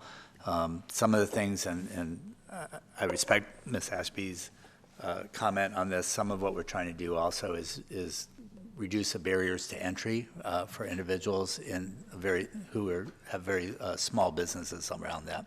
So that's part of the equity discussion that we've been having as well. So with that, I'm going to move the item. Second. Need to open and close the hearing. I'm going to open and close the hearing and move the item. Okay, is there a second? Second by Councilman Guerra. Councilmember Carr. I want to speak to Ms. Ashby's point, but the waiver of the conditional use permit would mean that we as a council member or any of us would be able to call up an applicant to try to make our case to the other council members that we don't think it's an appropriate place for that particular use. So the self-distribution permit is really a very narrow crafted permit that would apply only to small manufacturers with gross receipts of less than $100,000. And so who are currently exempt from a conditional use permit requirement. What this would allow them to do is take their own product to a retailer without having to go through a third party, with the theory being that with gross receipts of $100,000 or less, their margins are probably relatively thin, and the operation size of their business is relatively small. As to the call-up, there would be nothing to call up. Yeah. They would be exempt from the conditional use. Say that again? They would be exempt from the conditional use permit requirement, and so the call-up provision would not apply. And I'm looking at Ms. Patterson, if I'm. There would be no way for me to weigh in to say that I don't think this is an appropriate use in this part of my community. Is that what you're saying? Yes.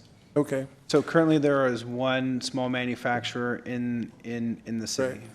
Right. When we first started looking at this, the council member from District 2, Mr. Warren, was very concerned about the density and the number of activities occurring in his district.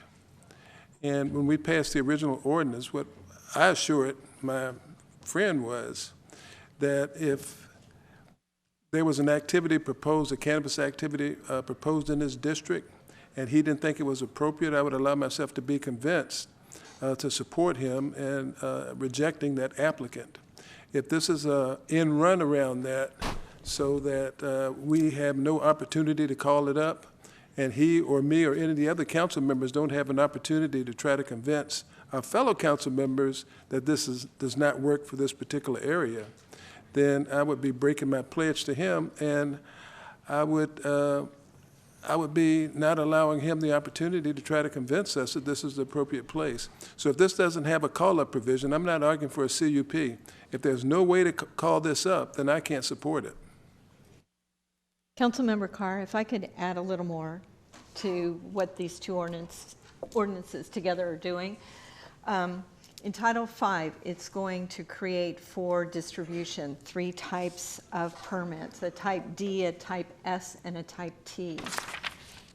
The Type D distribution permit is the type of permit that somebody that's truly going to be a distributor, that's what their business is going to be, they require a use permit now, and they're going to continue to require a use permit. The Type S and T are permits for people that already have like a manufacturing permit or a cultivation permit. And so the people with the larger manufacturing permits and the cultivation permits are going through the conditional use permit process. So as part of that, they are being reviewed as part of the use permit. They are getting a use permit, but they might be exempt from, if they want to also distribute, getting the distribution permit. So it's the type, the way I understand, the Type S and T permits, there aren't going to be that many. They aren't going to be alone permits. They're going to be to people who are getting, they're either cultivators or they're manufacturers. So they're getting this permit in addition to their other like major permit. It would be impossible to get one of these permits without first having the initial use You would need approved. one of the other permits, unless you were going to be a distributor. And if that's what your business was going to be, you're going to need a use permit. So if you're going to take cannabis from this cultivator to another site, and that's your business, then you would be required to get a use permit. I'll hear from my fellow council member Warren. Thank you very much. Councilmember Warren. Thank you, Mr. Mayor. You know, I have a problem with a number of things that are happening as it relates to cannabis. I think we're compounding the issues that I've raised previously about concentration. We already have a problem. If we go back to the last audit from our city auditor in terms of auditing the folks that are in the industry now, we have incomplete information, we have inaccurate information. We're having a very challenging time with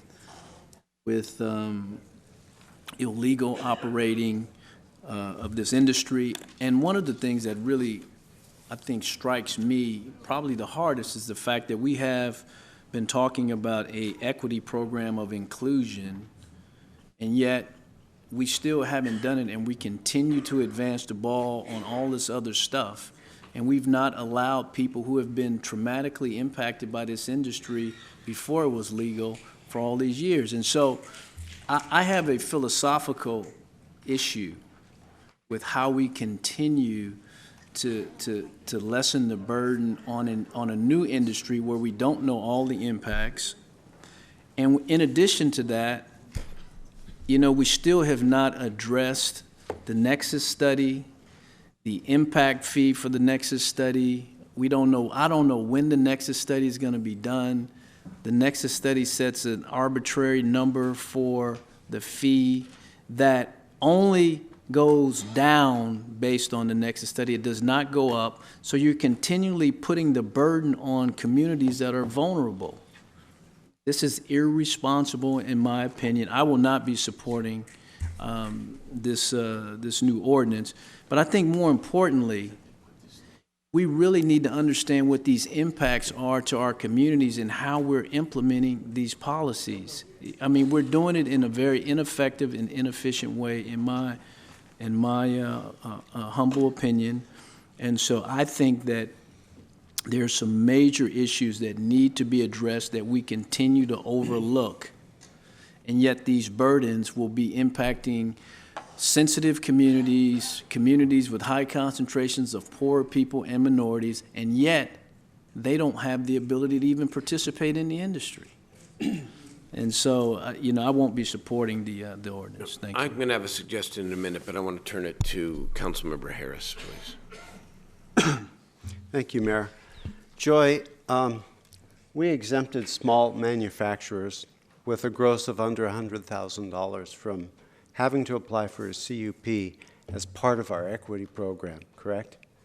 That was to make it possible for people in communities of color to have access to getting involved in this industry.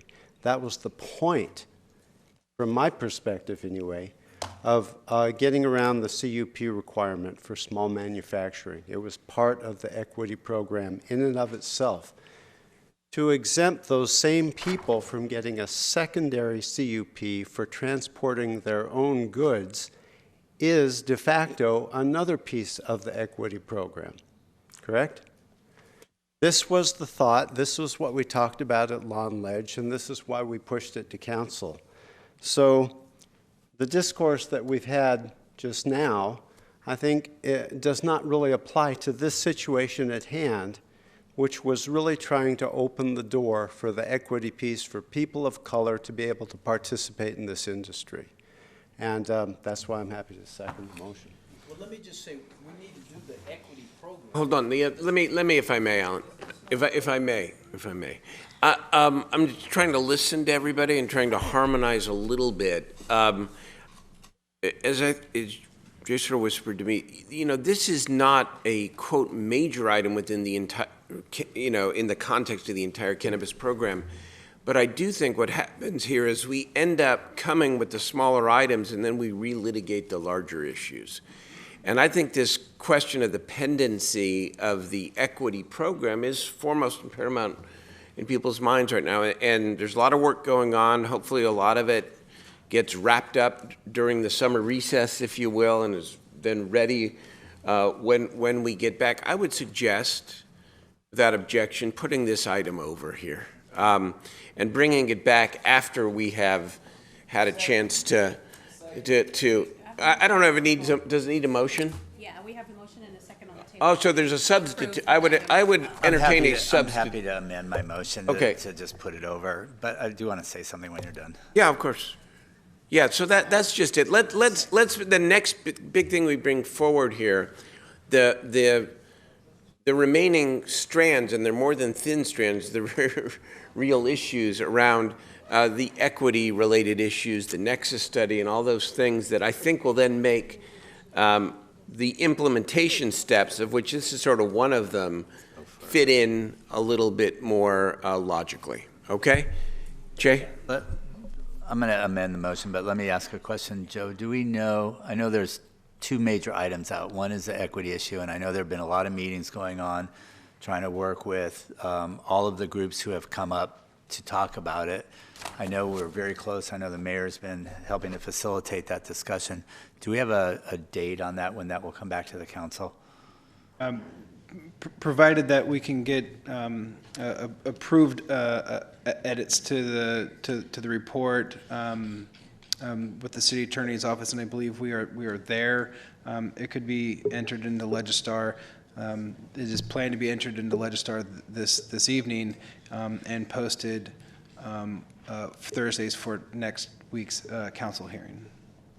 Okay, so I'm going to suggest actually that we do it at the same time, because as Mr. Harris so appropriately said, the reason that we did this is really to help folks who have small business, to lower the barriers of entry to the industry for those who can't afford $17,000 or $30,000 for a conditional use permit. So I want to be really clear about that, and I think Jeff was very clear on it there. So I'm going to amend my motion to postpone this and do it the same date that we do the equity work, because I think it's connected. If you can make it for next week, that would be great. If it's going to take more than that, we'll go over, but so the date certain.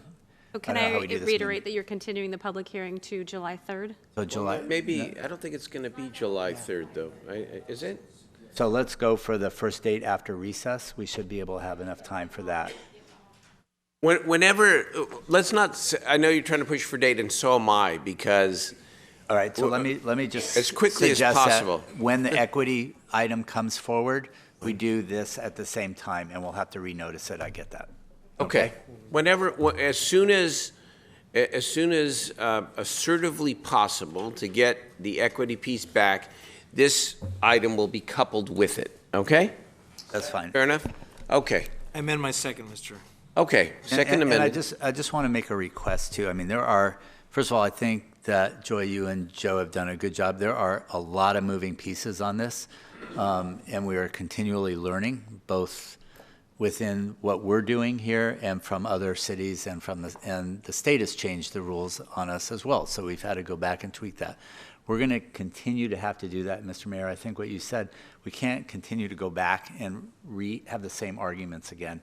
I think, again, there are a lot of moving pieces, and we've had an opportunity at Law and Ledge, I think, to go much deeper into these items, and I would hope that all of my colleagues can do the same thing, getting briefed by our staff here, because I think that's going to help us. No, I think I agree. Discussion. The only suggestion is, I think, though, for the staff and for our membership, to try to package some of these items together so that so that the pieces fit together a little bit more easily for the members and for the public. I just think benefits moving forward the policy in a more efficient way, a more effective way. Okay. So, Mr. Mayor, may I reiterate that motion? It's to continue. The item, we're not continuing the item. We're to a date uncertain with direction to staff to notice it properly so that it can come back to the council at the same time as the equity discussion happens. Thank you. And is equity coming on July the 3rd? Is that the idea?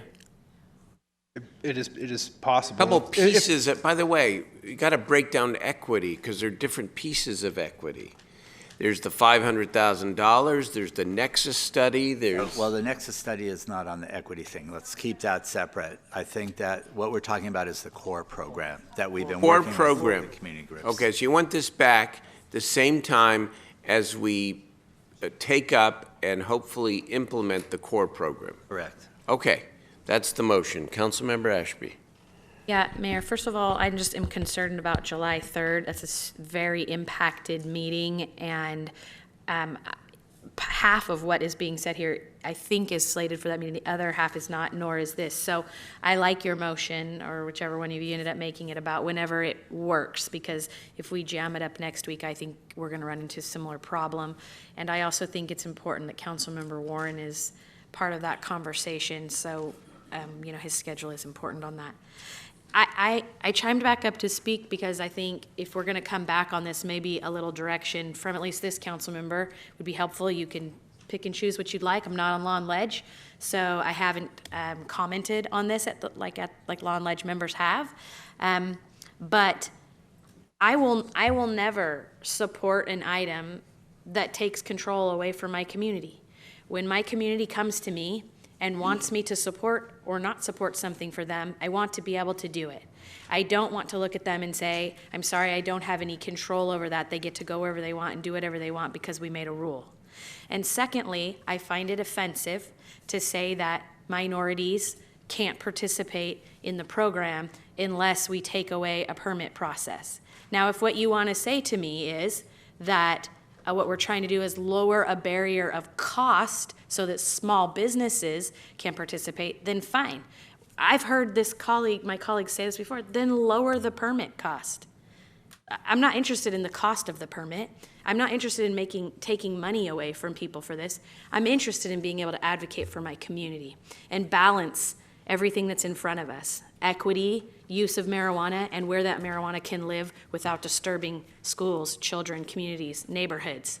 I will not ever vote to lose that piece of this control because it will turn out to be an overconcentration issue very quickly for each and every one of us, and it will be a problem in our districts when we have no tools as council members to address the concerns.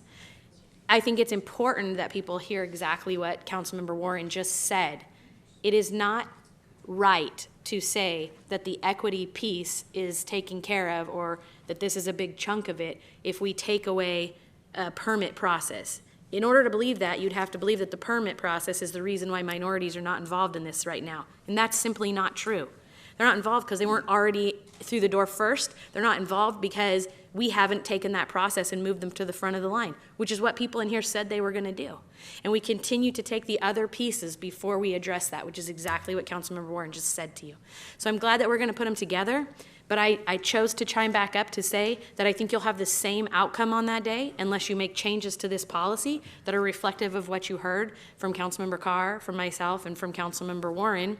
We all want to be able to serve our districts. We don't want to lose tools from the capacity to do that. We don't want to deal with overconcentration on the back end and have to come back and address things differently like we've had to do so far. Although I understand this is a process. We're going to have to, work our way through it.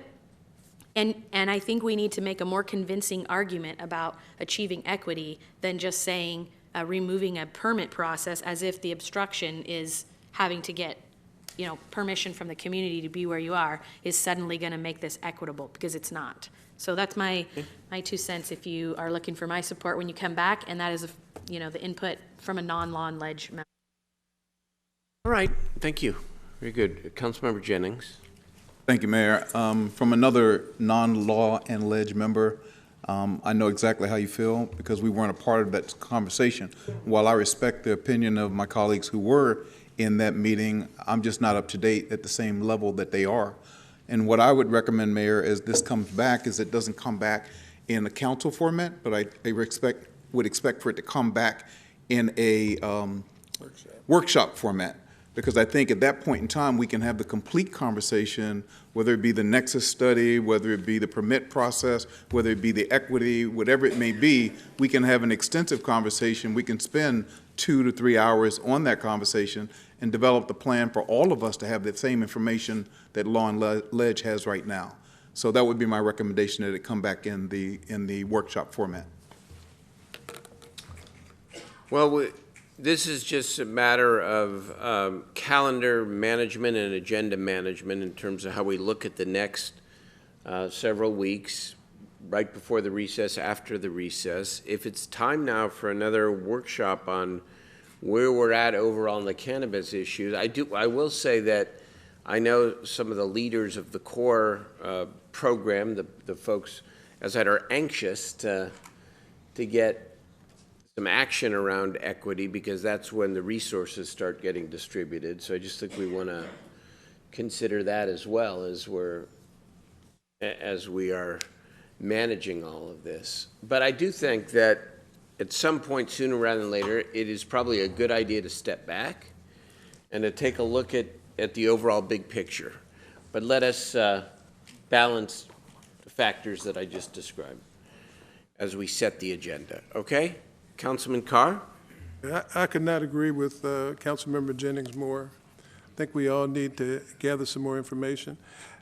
The problem is that in order to have equity, as I understand it, we had to do a nexus study to determine exactly who had been impacted. And we couldn't do the nexus study until we drafted the RFP. And then that took a long time. Now we have the RFP drafted, and we have to have someone come in and run a core program. Meanwhile, we have let dispensary licenses go on. We've let manufacturing licenses go out. We keep nibbling at it bit by bit. And the people who are looking at it from the equity perspective are saying, hey, we're trying to decide how to divide up the pie, yet somebody's eating the pie as we're trying to decide it. So that's the frustration in the community. So when they see it come bit by bit like this, they won't be able to take advantage of this, they won't be able to take advantage of that, because there hasn't been this core program, and we don't have any graduates and all of the rest of the procedural hurdles that we legitimately have to go through in order to be able to identify the people who've been impacted. Additionally, if we're going to have a workshop, and what I had requested is that we have a discussion item on whether or not we should expand the number of dispensaries. I am so uncomfortable having 15 dispensaries having a complete monopoly of that business. That just can't continue to exist. And there are people out there, minorities of all types, who have the money, who have the resources to develop the dispensaries, but we can't do it yet because we can't target them because we haven't completed the nexus study. So I think we need to stop eating the pie until we get this whole thing put together. In the meantime, I might say we are expecting and hopeful and needing of significant revenue to be able to meet the expectations of the community-based organizations, the youth advocates, public safety, and everyone else who wants us to invest more in the community. So that's another balance here. I just think we have to recognize. How slow do you go? How much does that backlog or slow down the revenue versus making sure that as we proceed with this program that our diverse communities are absolutely at the forefront and included in the opportunities. That's what we're trying to balance and achieve all of the above and more. So, go ahead. I think it's really important that we divide the nexus study is about impact on a neighborhood currently. It's not about equity. The nexus study is about the 1% neighborhood responsibility plan and how we should go forward.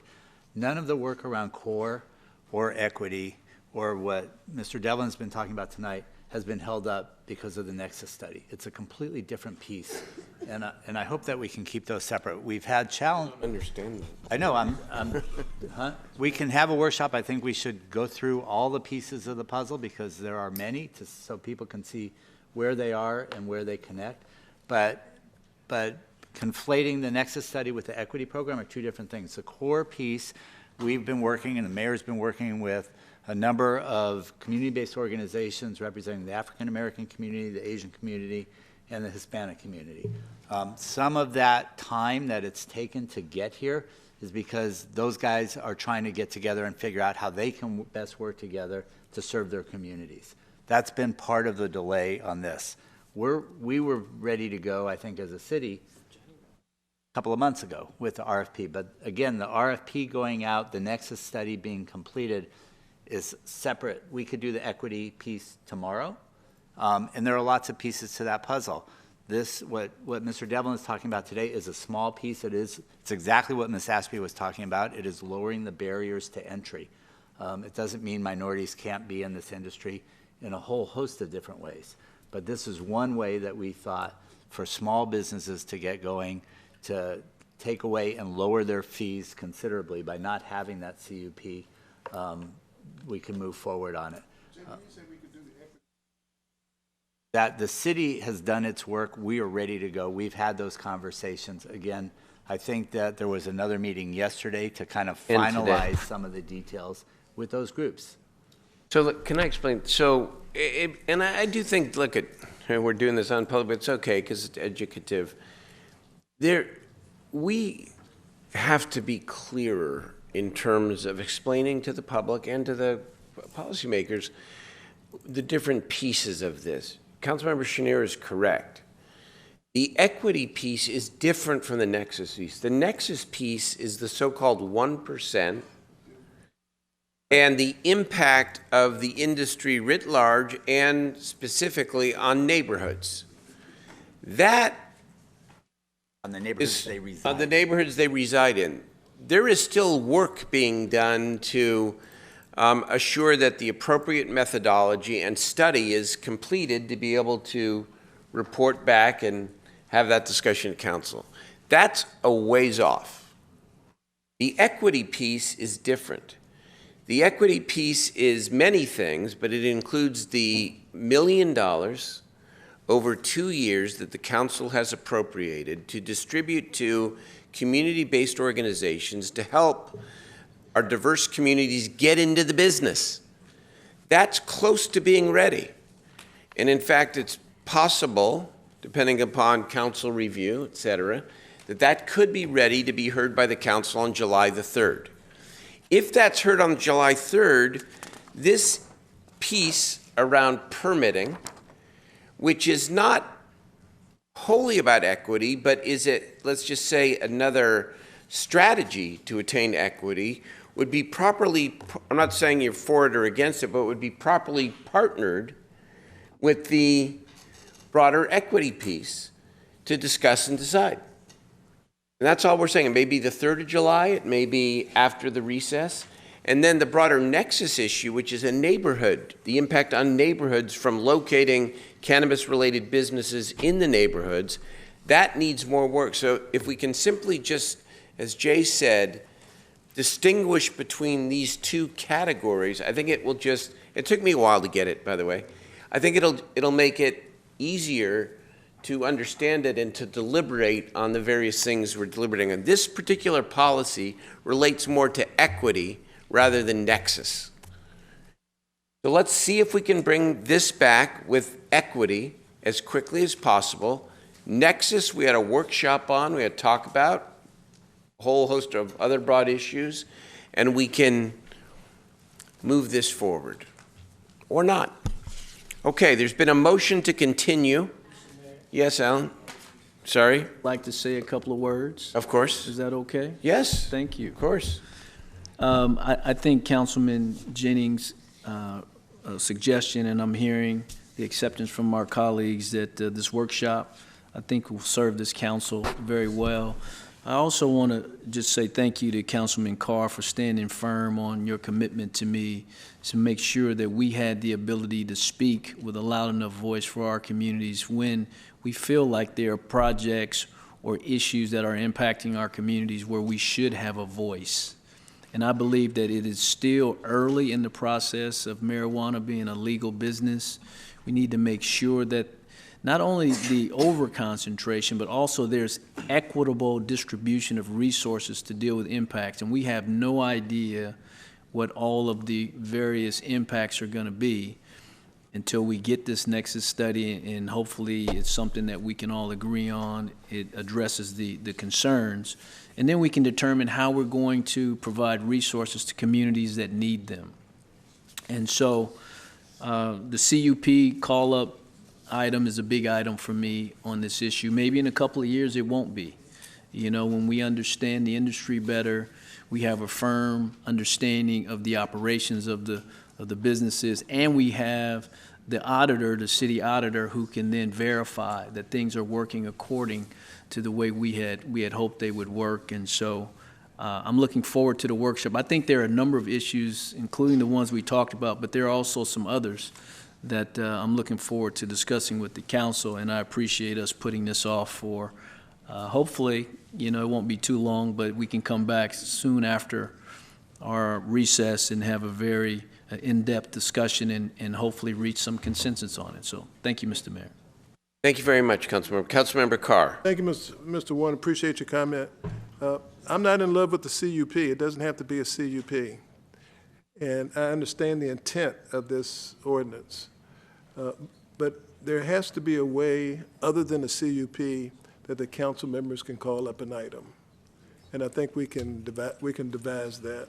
Well, members of the staff, you can hear as this is continued, brought forward another date, there are at least 3 members that are wary of the policy and maybe more. So I would encourage discussion and potential tweaking and compromise, some process that isn't a CUP maybe, as this is brought back together with the equity piece so that we can maybe be all on the same page, maybe not.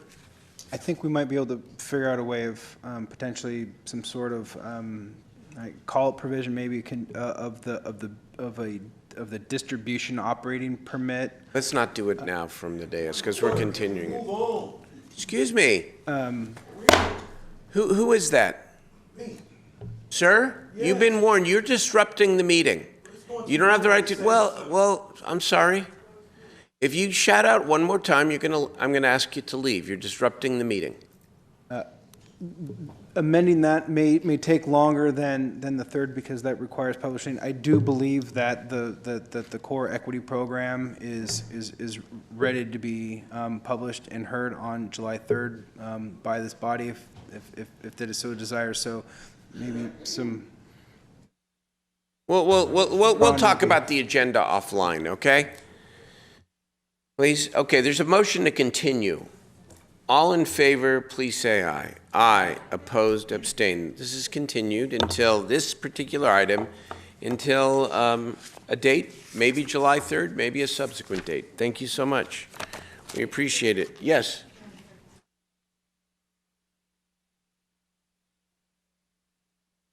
Well, Councilmember Warren, does that include the equity piece around the resources and the money? You're saying you won't be here on the 3rd and you want to be? Okay, we'll take into account everyone's schedule, the fact it's a holiday period, and we'll figure it out together, okay? Thank you. All right, let's move to item 29.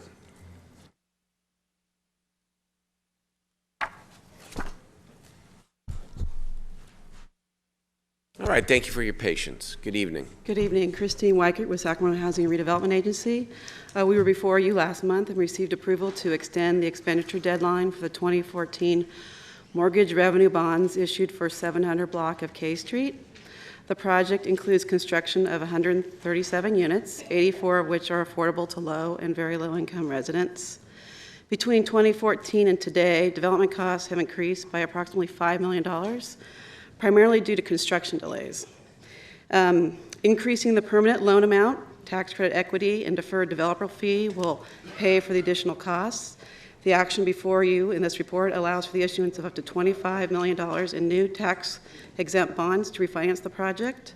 The existing bonds will be retired with the proceeds of the new bonds, thereby allowing the project to remain financially feasible. Representatives from CFY are here today, and we can answer any questions you may have. Thank you very much. You have no public testimony on this item. We do have a couple council members. Councilman Chenier. Thank you, Mayor. I'm going to be very brief on this. You guys have done a great job. I know this is a complicated issue. Lachelle, thank you. Christine, thank you. This is really a landmark project we have. I know if Mr. Hansen were here, he would be speaking on it and moving the item. So I'm going to do that for him and move the item. Second. Oh, the motion includes opening and closing the hearing. Got it. And it's moved. Okay. Thank you so much. We do have Councilmember Ashby. Yep, I had the privilege of working on this over the last couple of months with Councilmember Hansen and SHRA and Cyrus. And I wanted to say thank you all for your patience and for working with Steve and I as we found our way through to the right end on this. I also want to say that it's really important at this moment that people understand, and I know if Cyrus, I won't call him up here because we need to move on to the next item, but I know if he came up to the podium, he would tell you that SHRA saved this project for him. It got itself in a bit of a problem, and they took a major leap of faith. They made a lot of phone calls, they stuck their necks out, and they fought for the project. And I'm glad that they did. Good work, you guys. I know Vice Mayor Hansen is very grateful, and so am I, and you did a really good job. It was a privilege to be in the room with you all as you work your way through it. So I'll be happily supporting this tonight. Great job, everybody. And I will just recount one other small piece of the history here, and that was 2014, my last year as pro tem in the Senate, when the State Department of Finance was sort of hanging up the successor agency redevelopment piece of the financing, and we all made a couple phone calls, and the case was settled, and the project has been able to move forward. So glad to have played a small part. Good work, everybody.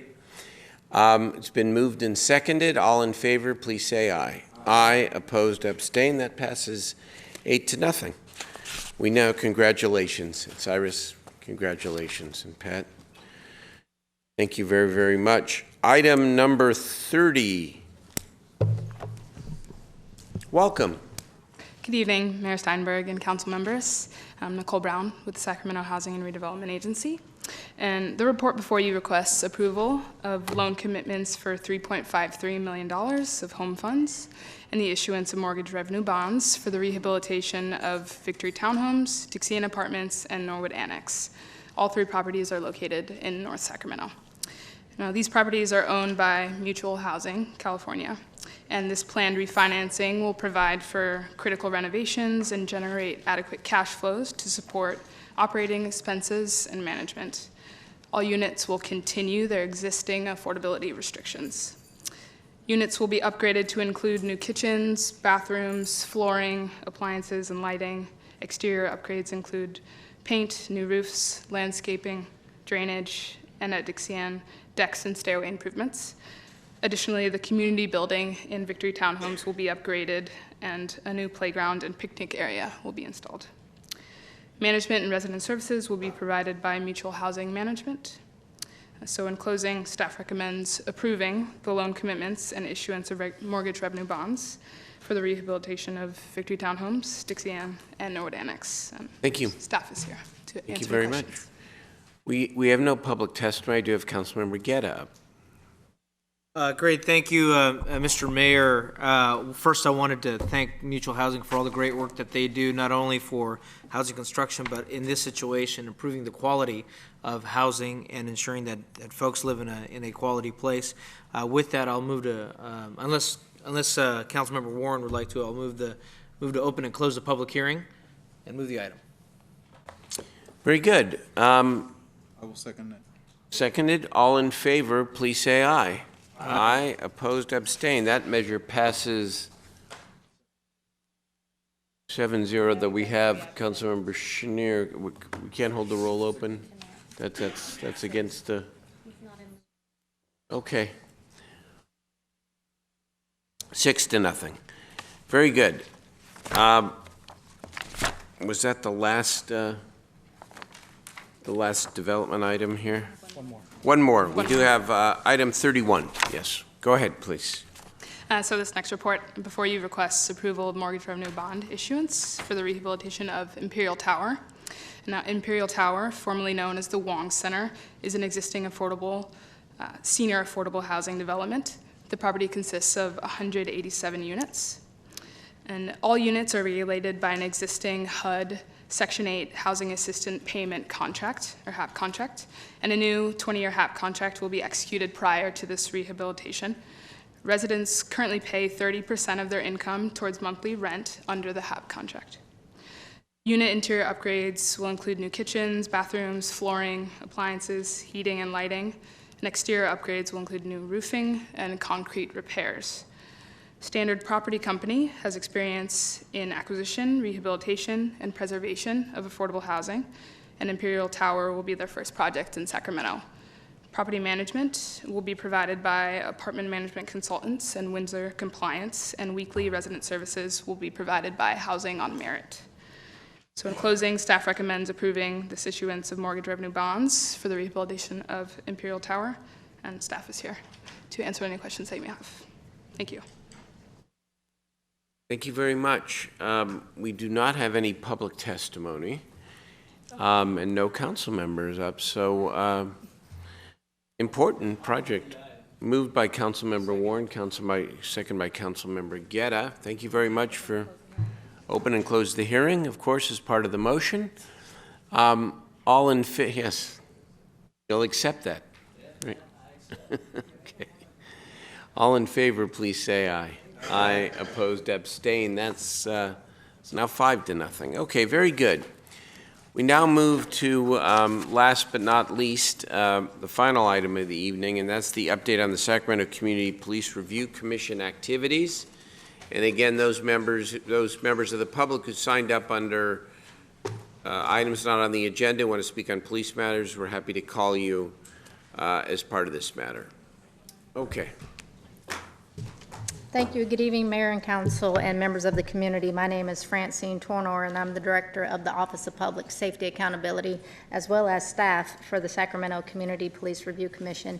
And tonight I'm going to be giving you an update on the commission activity. The background of the commission: it was created by ordinance by this council in November of 2016. The purpose was to provide community participation in reviewing and recommending Sacramento Police Department policies, practices, and procedures, as well as monitor the implementation, evaluation, and sustainability of city policing initiatives and programs. The commission is comprised of 11 members, 3 appointed by the mayor's office and 1 per district. Some of the commissioner individual accomplishments includes completed training and familiarization with the Sacramento Police Department policy, attendance at the National Association of Civilian Oversight of Law Enforcement Conference in Spokane, Washington, ride-alongs, dispatch sit-alongs, as well as attending the Force Option Simulator training. They've also engaged the community with different panels and community events.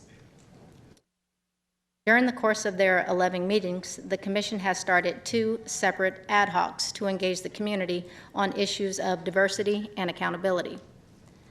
The diversity ad hoc is looking at the evaluation of SPD's hiring, retention, training, and promotion opportunities in an objective to enhance the diversity of the police department. The accountability ad hoc is looking at the police department's current accountability efforts, research, and also to evaluate the police department's current use of force policy.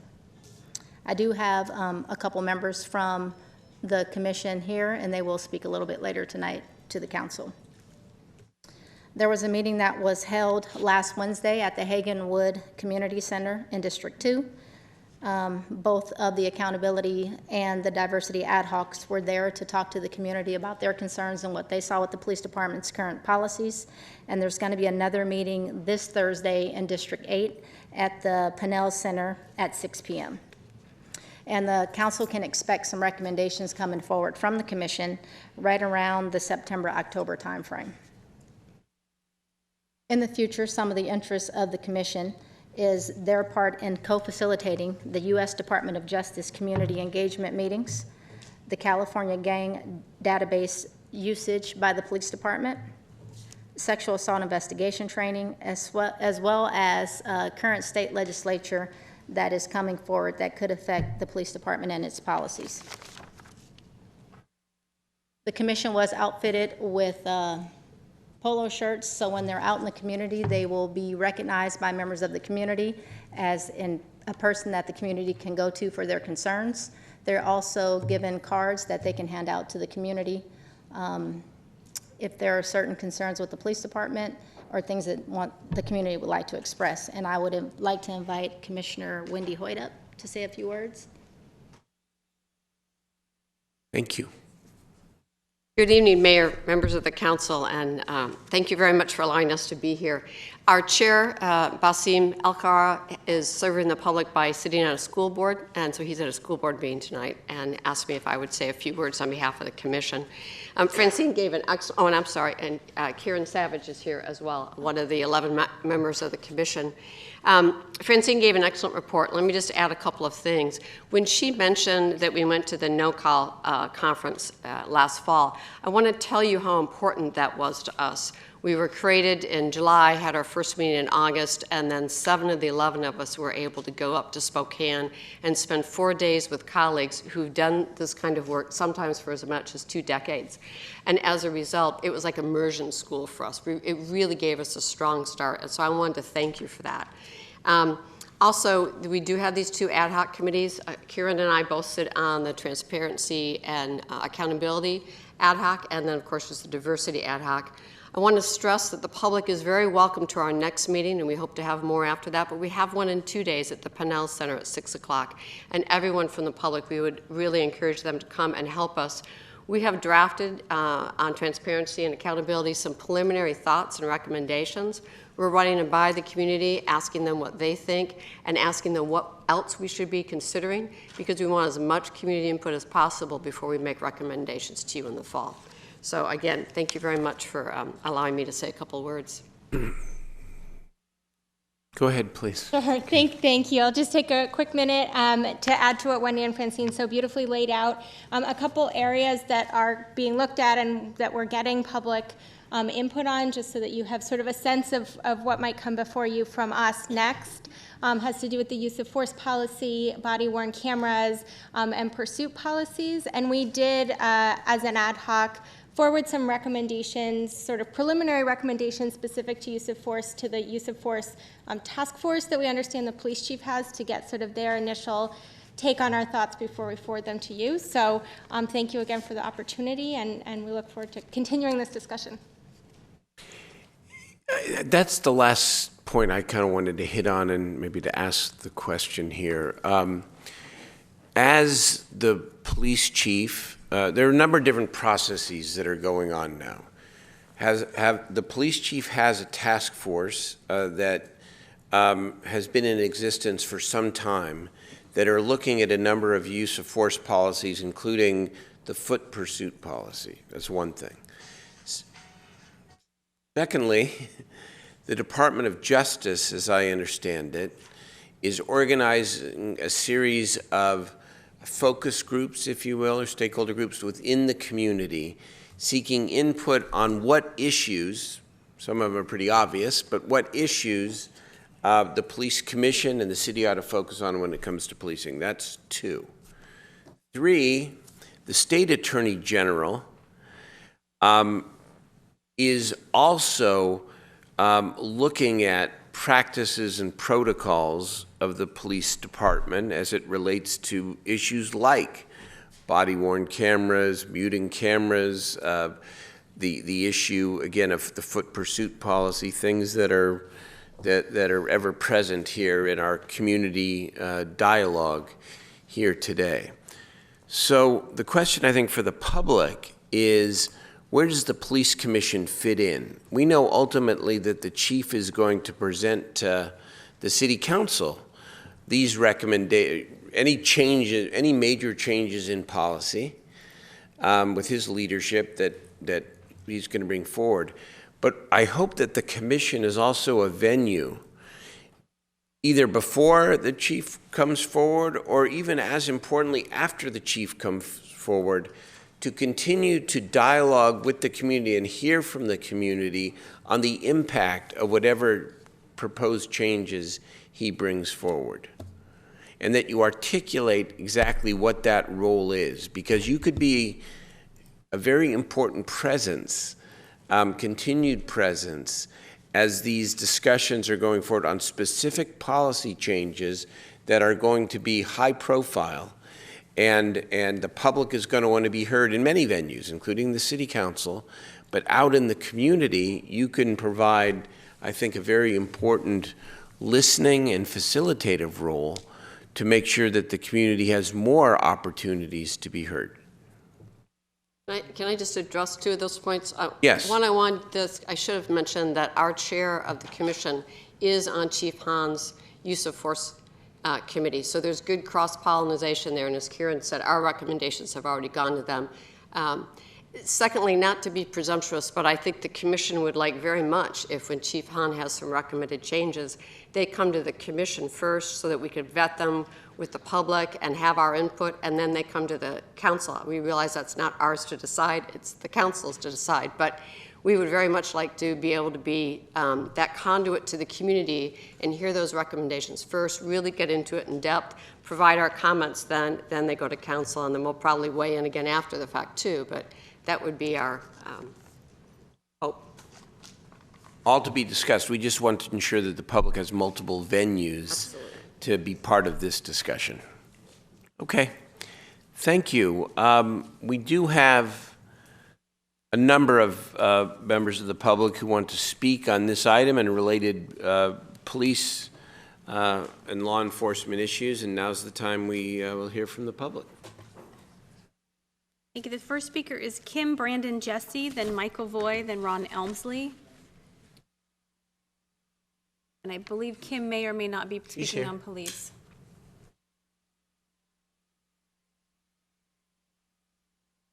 Well, I'm Kim Brandon, and I want you to know that I'm a servant of God. I'm from a family of 14, 9 girls and 5 boys. And we only had one child to get on drugs. But as I wanted to tell you is that what happened since our government, I brought up with a mama and a daddy, okay? A mother and a father. They was married. And so with all these laws that they have made, they did this in the 60s. I'm 66 years old. And I've been looking back at all this stuff. The laws that our government made against God, pray out of school, abortion. Can you speak about the police department, please? Well, this is still the same thing because this is about the law. And the law does these things. So yes, these children are not just acting like this. It's because of the laws our government has made. It is because no daddy been in the house for the last decades. 5 decades of a home with no father in the house.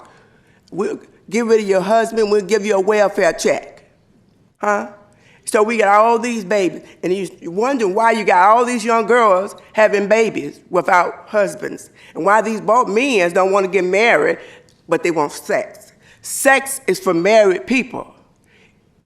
Sex is for married people, not for your boyfriend, ain't for your fiance. It's for the man who would marry you with honor, or the woman who would marry you with honor. So this is what's going on. So yeah, we have to think about it because there's lots of disrespect going on in the home. And yes, you threw the women to the dogs. So now you got all these little kids. Thank you. My next speaker is Michael Voy, then Ron Elmsley, and then Kevin Coyle. Evening, Mayor, council members. I'm concerned about the police commission, its role. It's fine for, and we need policy development, but I think we need a police commission that has subpoena power and investigatory powers. And the reason why I say that is because we heard whatever evidence we had in the one case that I'm familiar with, okay, is that the police conducted their investigation. That information went to the district attorney. District attorney says there's no evidence to do certain things, to bring any charges. But there was evidence.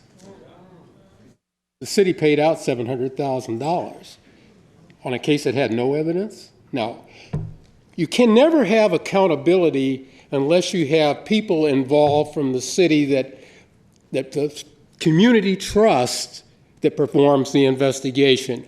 And if it requires a charter change, put it on the November election. Thank you. Thank you, Michael. Thank you.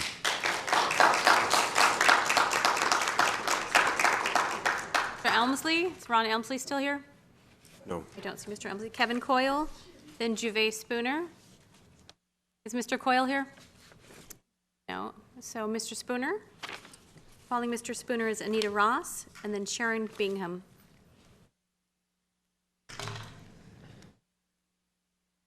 Look at the wireless mic.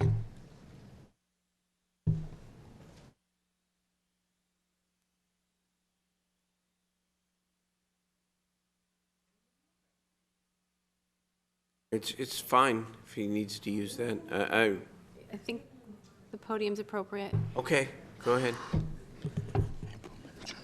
It's been freaking them 3 months since my best friend, my brother, somebody who taught me how to speak English, when the 11th, 4th grade boy came from Wahoo. And what happened, I got the call that my twin, someone I was raised with, passed away. Short and sweet, and you guys want to sit up here and act like and smile and everything. But here's the kicker, though. There's something I actually want to show you, Daryl. By the way, how's Julie and Jordana doing? Because for one,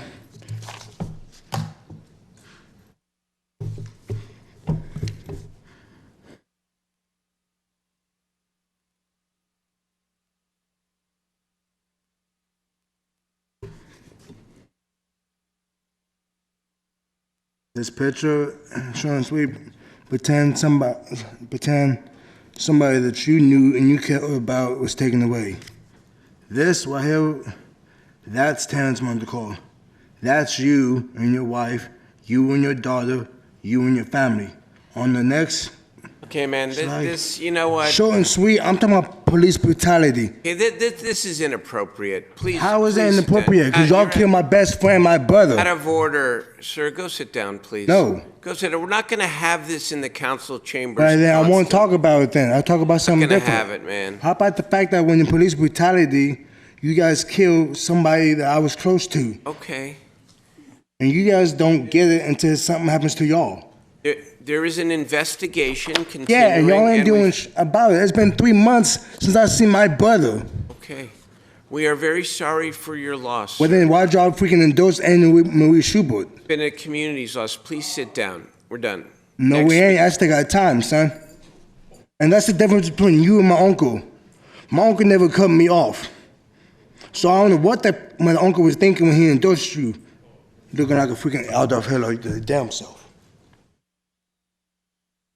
My next speaker is Anita Ross, then Sharon Bingham, then Private D. Emmert.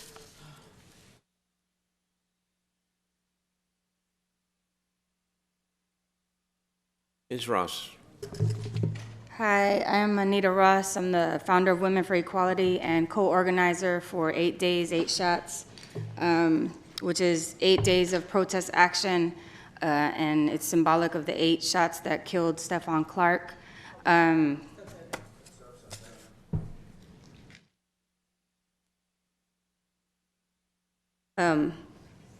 am deeply disturbed by this council's complacency and lack of action in regards to seeking justice for Stephon Clark, his family, the Black community in Sacramento, and really humanity.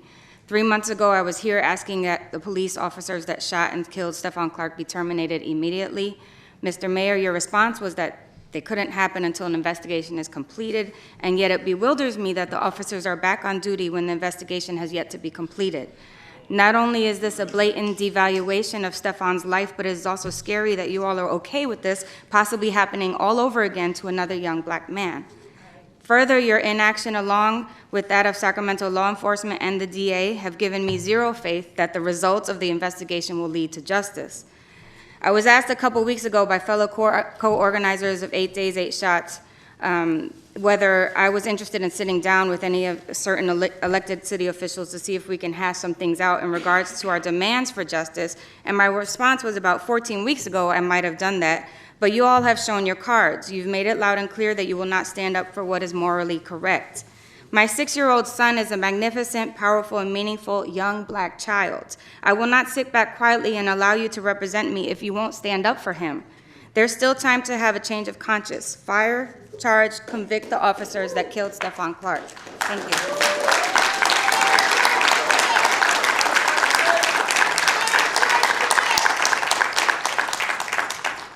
Sharon Bingham, and then Dee Emmert, and then Pastor Chris Logan. Bingham, going once. Dee Emmert.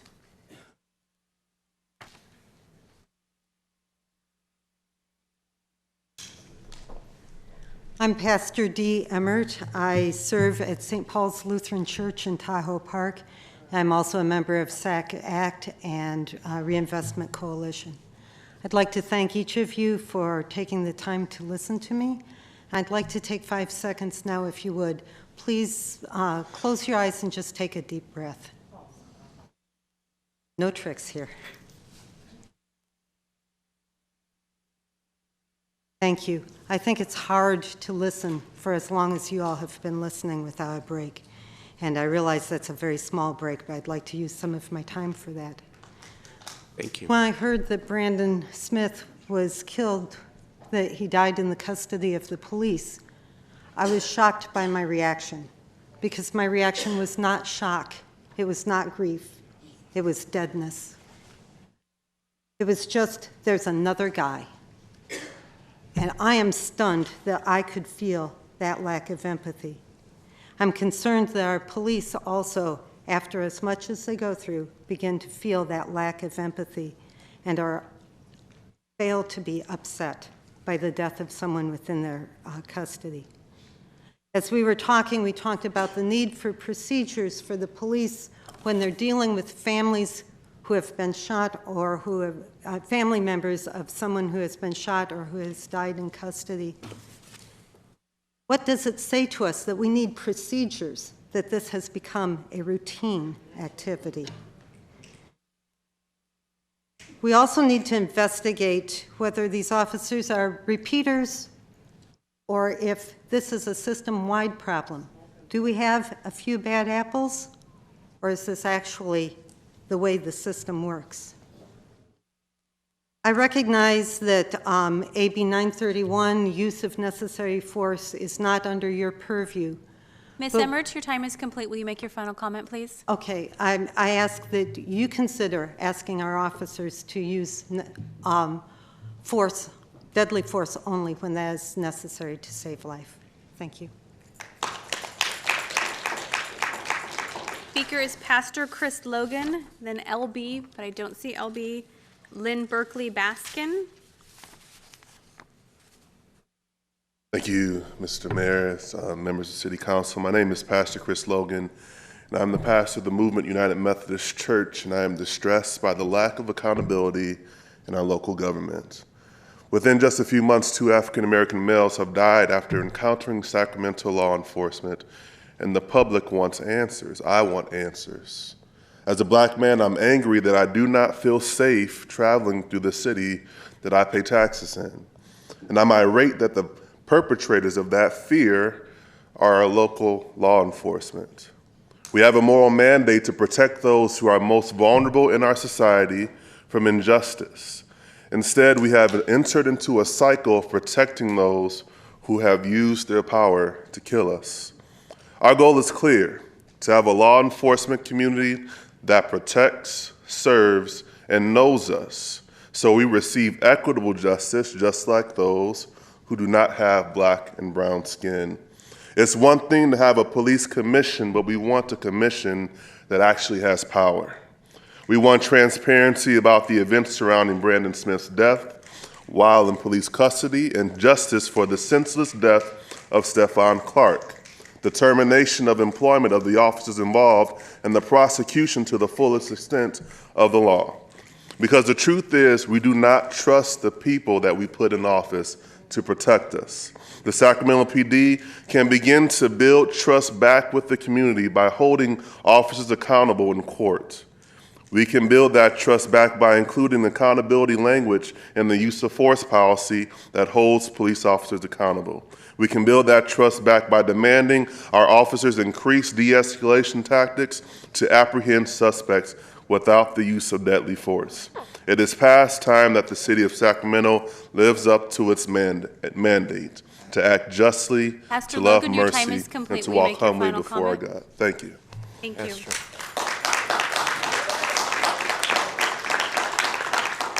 Next speaker is Lynn Berkeley Baskin, then Ryan McClinton, then Pastor Mary Westfall. Thank you, Mayor Steinberg and council members. My name is Lynn Berkeley Baskin, and although I wear many hats in our community, today I represent Bend the Arc, a national and local Jewish call for justice, and Sacramento Faces Race. As a Jewish member of our community who actively serves in community anti-discrimination projects and organizations, and as an equity educator, I often hear about the outcomes of discrimination. All too often, people don't realize that discrimination and bias are at the root of many tragedies and miscarriages of justice. Stephon Clark is one of the multiple tragedies in our community over the years as a result of low thresholds of fear. That low threshold is related to unconscious bias.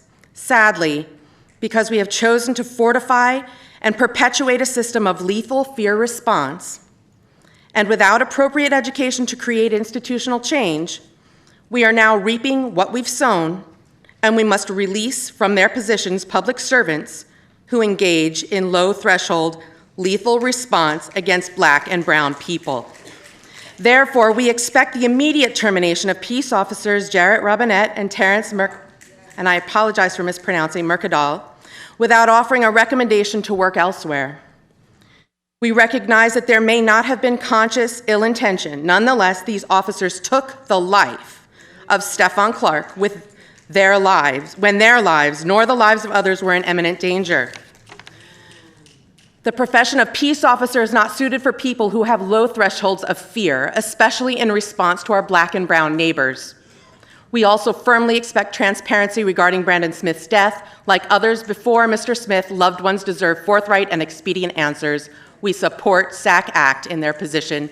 And if I may make one more comment, on a personal note, I know some of you, and I know that your hearts ache with mine about these tragedies, but please, you do have the power to make these changes. And I would appreciate so much for you to continue to communicate with the community. Thank you for your Thank you. testimony.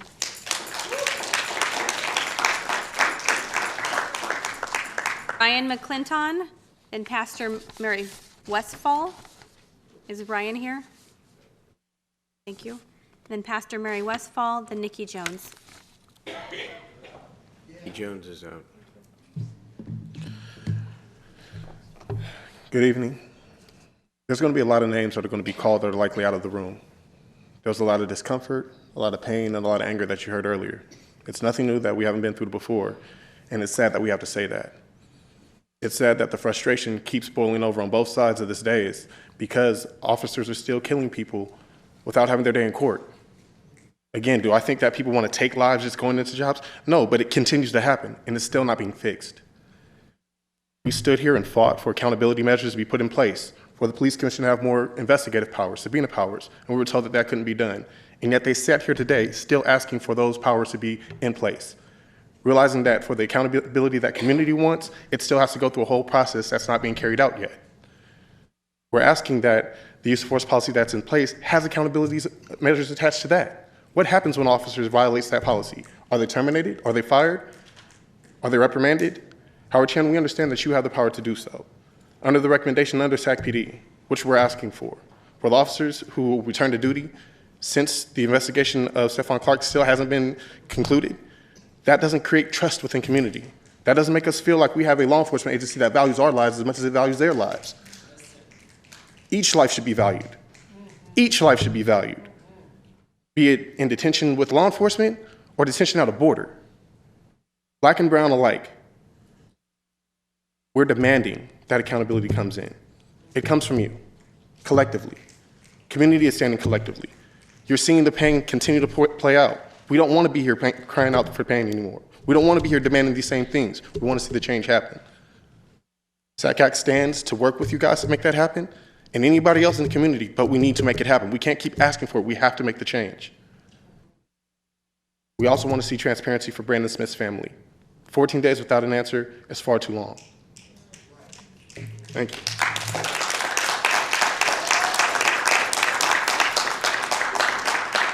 Esther Mary Westfall and then Kian Bliss. Hello, good evening, Mayor and council members. It is a pleasure to be before you today. I am new to California, new to Sacramento, and appreciating the opportunities to join this conversation, but sad we need to have it. Mayor, I appreciated your starting with a poem or the reading by Reverend Dr. Niemöller. Respectfully, I would say the sentence is, first they came for the communists, and I wasn't a communist, and so I didn't say anything. Then they came for the unionists, and then they came for the Jews, and I said nothing because I was not a Jew. Then they came for me, and there was no one to speak. I think I, as a Christian white pastor, know that too long white clergy have been silent to the detriment of Jews and people of brown and black communities. And so I rise as a religious leader, as a member of the Clergy Caucus of SAC-ACT, Area Congregations Together, because I won't stay silent any longer. As a person of faith, as a mother, I think about the loss of a child being the most horrid loss a person could have. And I, as a mother who has a 24-year-old son, stand for the mothers today who have lost sons, who maybe have not gotten a voice because they don't look like me. And I would say respectfully that it is time that the silence be broken and that accountability be in place. You have a voice. You are leaders. You are elected. You represent communities that trust you to carry out and create the larger trust in our community. Greater accountability will bring that trust.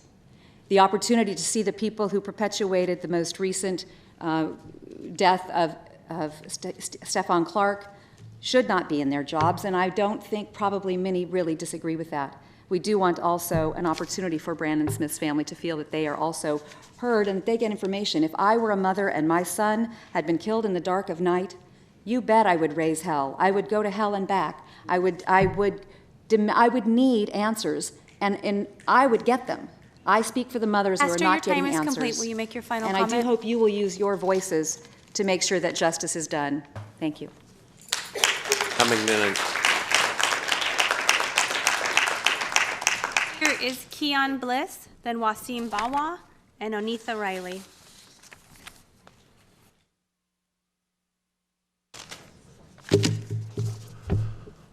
I want to start my public commentary by just saying that I was absolutely appalled and disgusted at the actions and attitude of our mayor, Darrell Steinberg, here in the beginning of this public commentary, this meeting.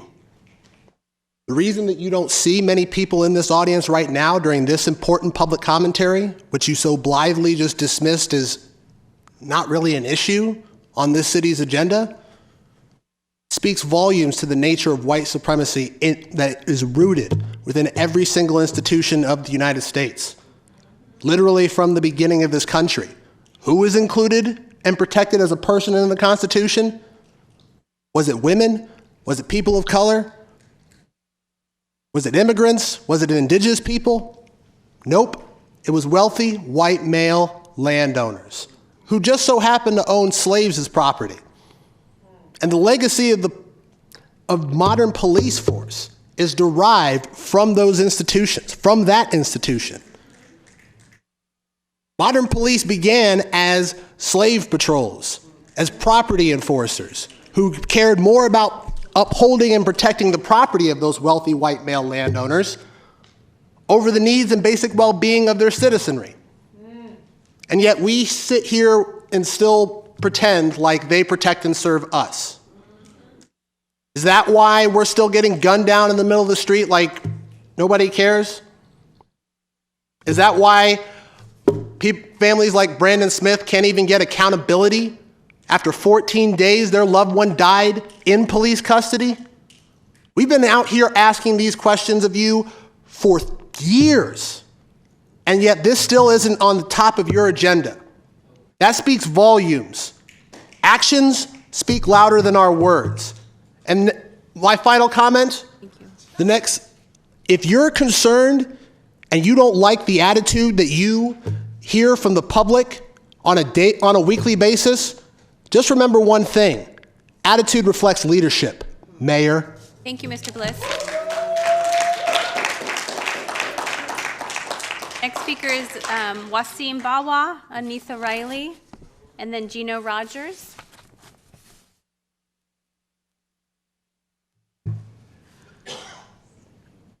Thank you, Mayor Steinberg and council members. My name is Wasim Bawa, and I serve as chairman of the Salam Center Mosque.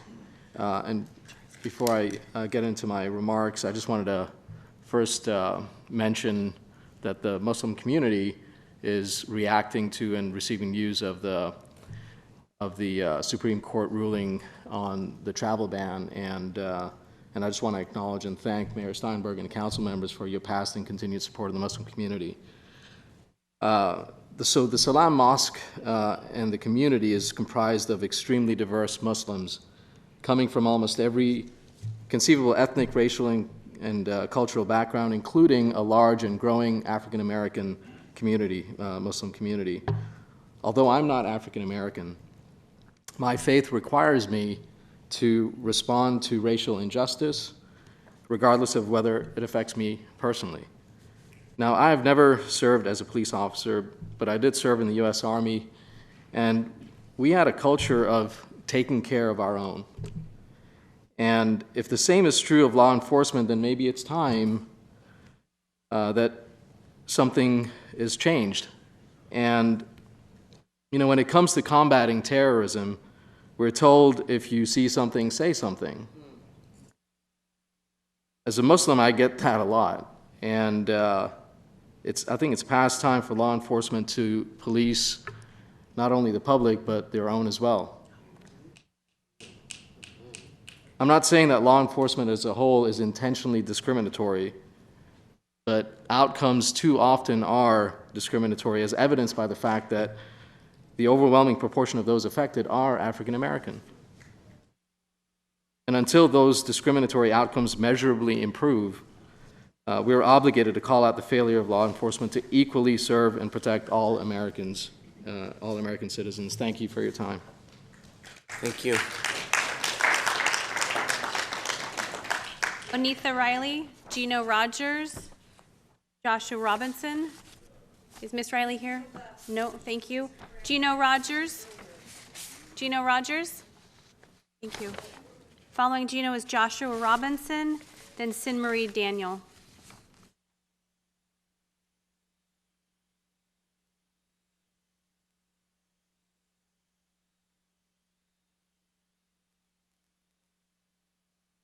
Good evening. I feel that it's the same story over and over again. I've been in Sacramento 32 years. I'm 32 years old. It's the same thing since I've been born. I have family members that have been abused by the Sacramento Police Department. I've been abused by the Sacramento Police Department racially too, because I'm so light-skinned. I got called a pale N when I was 16 years old by a Sacramento police officer. I feel that it's a shame that the two officers that gunned down Stephon Clark are back on the service. I went to school with Terrence. And why is it that he got dismissed from the police department in Mississippi? Because he had health issues, mental health issues. Now, it's under my knowledge that when you apply for a police position that you go through mental evals. So how did a man that has a mental condition get hired in the Sacramento Police Department? So that would make me think that there would be more officers that have mental illnesses that just get swept in there to get hired. This is a travesty. and then 14 days, the person, their family doesn't get any information about what happened to their family member. That's crazy. That's crazy. And the fact that many of y'all on the council still support the DA who hasn't even tried these people, that's crazy. You know, like you guys say that you want to help the people. I see a few up there that do help the people, and then I see a few who just make public appearances just to make public appearances just to make the people shut up. It's crazy. This man right here deserves answers for his nephew. He deserves answers. And I'm gonna leave with this. Mayor, my grandfather told me before he had passed that there's a reason why that God put your ears here, your eyes here, and your mouth here, because you're supposed to listen first, observe, and then speak. And my final comment is that you're in a tough position, but you have to show restraint and logic before emotion. These people out here are hurting. Understand it, like you don't like disruptions, but you gotta be a little bit lenient. Hold on. You gotta be a little bit lenient with the people and let them speak because they're hurting. Because when you disrespect them like that, then like you're never gonna get the respect that you want. So it has to be a two-way street. Rogers. That's all. Thanks for your advice. Next speaker is Joshua Robinson, Sin Marie Daniel, Mac Worthy, Jamara Austin. And those are our final 4 speakers. Joshua Robinson? Yeah. Thank you. I'm from Sacramento City College, Black Student Union. That's who I represent.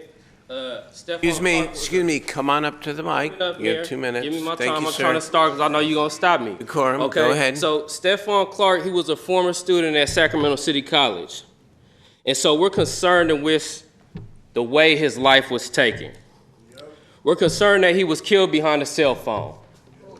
We're concerned that he was killed in an act of retreat. We're concerned that after observing the body cams, it's evident that only one cop claimed he seen a gun.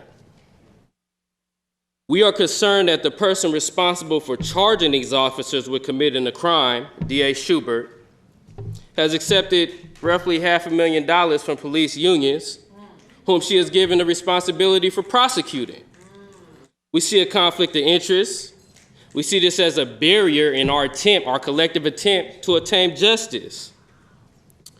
We understand fully that when DA Schubert delivers her findings on why she has chosen not to prosecute the officers who in error took Stephon Clark's life, that decision does not represent justice, but only represents her interpretation of justice. We see this interpretation of justice as a poor interpretation of justice. We see this interpretation of justice as an exploitative interpretation of justice. We see this interpretation of justice as a corrupt interpretation of justice. Now, we submit that this interpretation of justice may be based off of corrupt, unjust, and unfair laws and policies. But my Black Student Union, we got students that's 18, 19, 20, 21 years old. And if our 18, 19, 20, 21 years old students can look at that video and come to the conclusion that this man who was suspected of committing a misdemeanor should have not been killed by a gun in his own backyard, then everyone on here is more competent to understand and come with the same conclusion. So when we talk about justice and we talk about what is just, we have to offer an alternative interpretation of justice. Now, better training is good. Keeping body cams on is good, but it's not sufficient. And the legislation must be created to criminalize the use of deadly force. While it is open for police officers to use deadly force to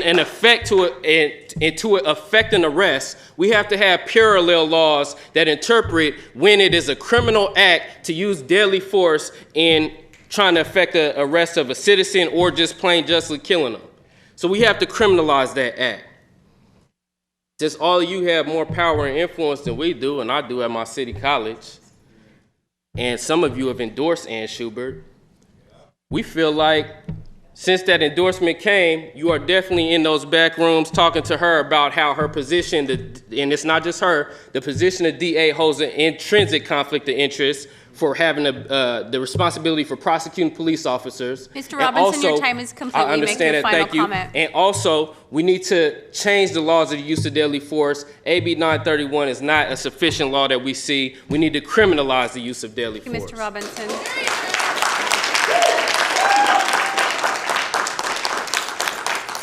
Marie Daniel, Sin Marie Mackworthy, and then our final speaker is Jamala Austin.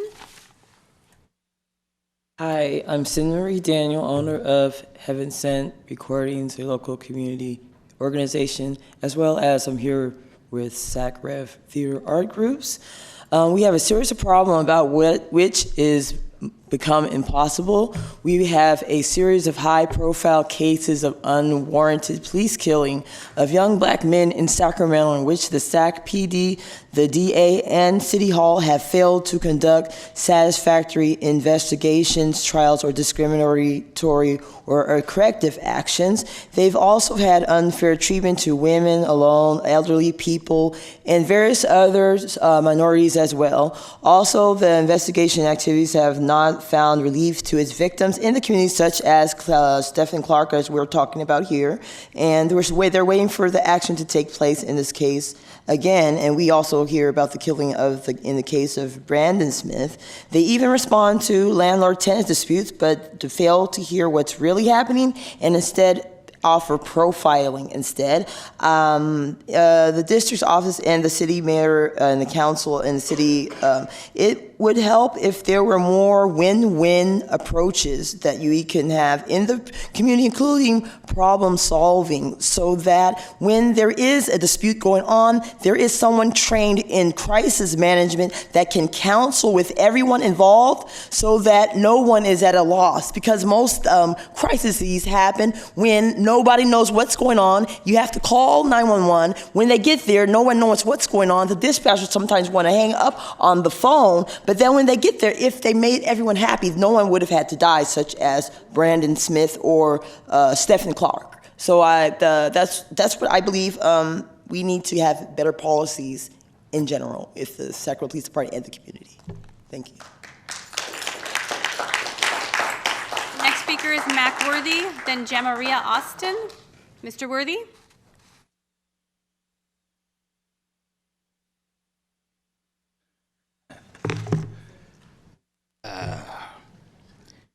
People in the state of California, you cannot ambush a person with the discovery and a witness. Both sides have to have that information before they go into court.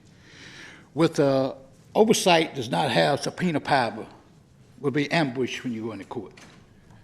The previous attorney told Carr, the charter is your problem. The law is there, that you cannot have an investigation of the police department. Furthermore, there's a state law involved. So people, as long as the city council dictate to the police department, we're going to have this problem. Young men, I admire you all. Understand the law. Because you are being used here by a rigged system. This system is rigged. We have black people here on the city council. We have black people here on the law enforcement. Now, I'm asking the law enforcement, come to the podium. You got some brilliant guys out there that understand the law. Come on up here and tell us the truth and not let happen what happened in Washington, D.C. We have some rotten potatoes in this law enforcement here. Now we can expose them or let them expose themselves.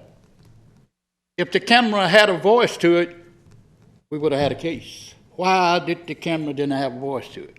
Because the system of investigation will use the persona of the body instead of the voice of a man. That's it. People engage the police department instead of the union coming here and testify.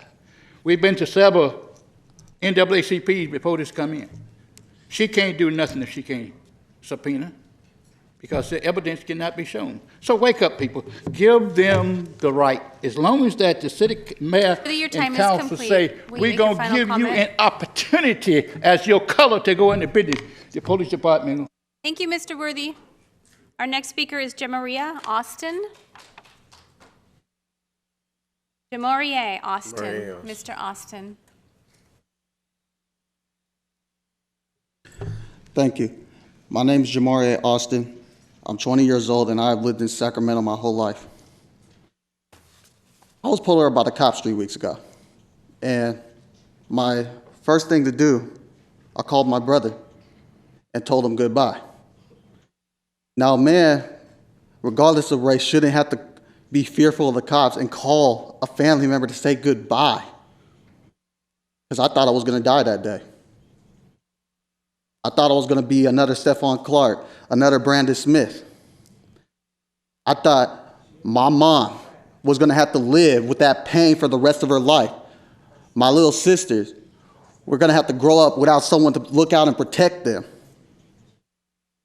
And it shouldn't be like this. I shouldn't see the cops as a bunch of mercenaries and assassins who judge me regardless how I dress and look, judge me because I'm a 5'10" black man, and see me as a threat. I shouldn't have to be fearful just to walk down the street, being judged by my peers because I am black. But that's the world we live in. That's the country we live in. That's the history that has always been a part of this country. And I plan to be a father. I know Stephon Clark wanted to be there to raise his sons. And I know Brandon Smith wanted to be there to raise his children. But they can't now. And now those boys have to grow up without a parent to guide them, teach them. Because this systematic system has done this for generations, whether it be lynching, whether it be putting drugs in our ghettos, and whether it be now with the cops killing us. My final statement is, if this is not fixed, peace may not be an option, and as we know, the opposite of peace is war.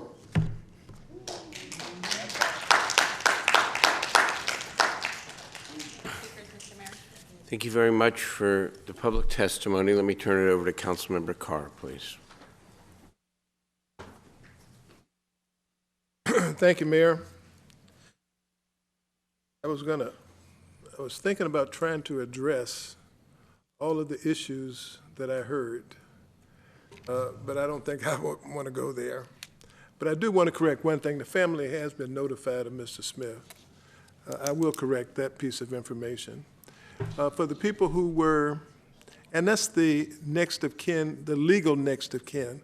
That doesn't mean everyone in the family has been notified, but the legal next of kin has been notified, has been told what happened. First of all, Francine, I want to congratulate you on standing up this commission. This has not been an easy job for you to start from zero and build this back up. And I want to congratulate the council members who appointed really great people to this commission. And they've been working really hard. When we designed the commission, we gave the commission as much power as a commission could be given under the current statutes and our city charter.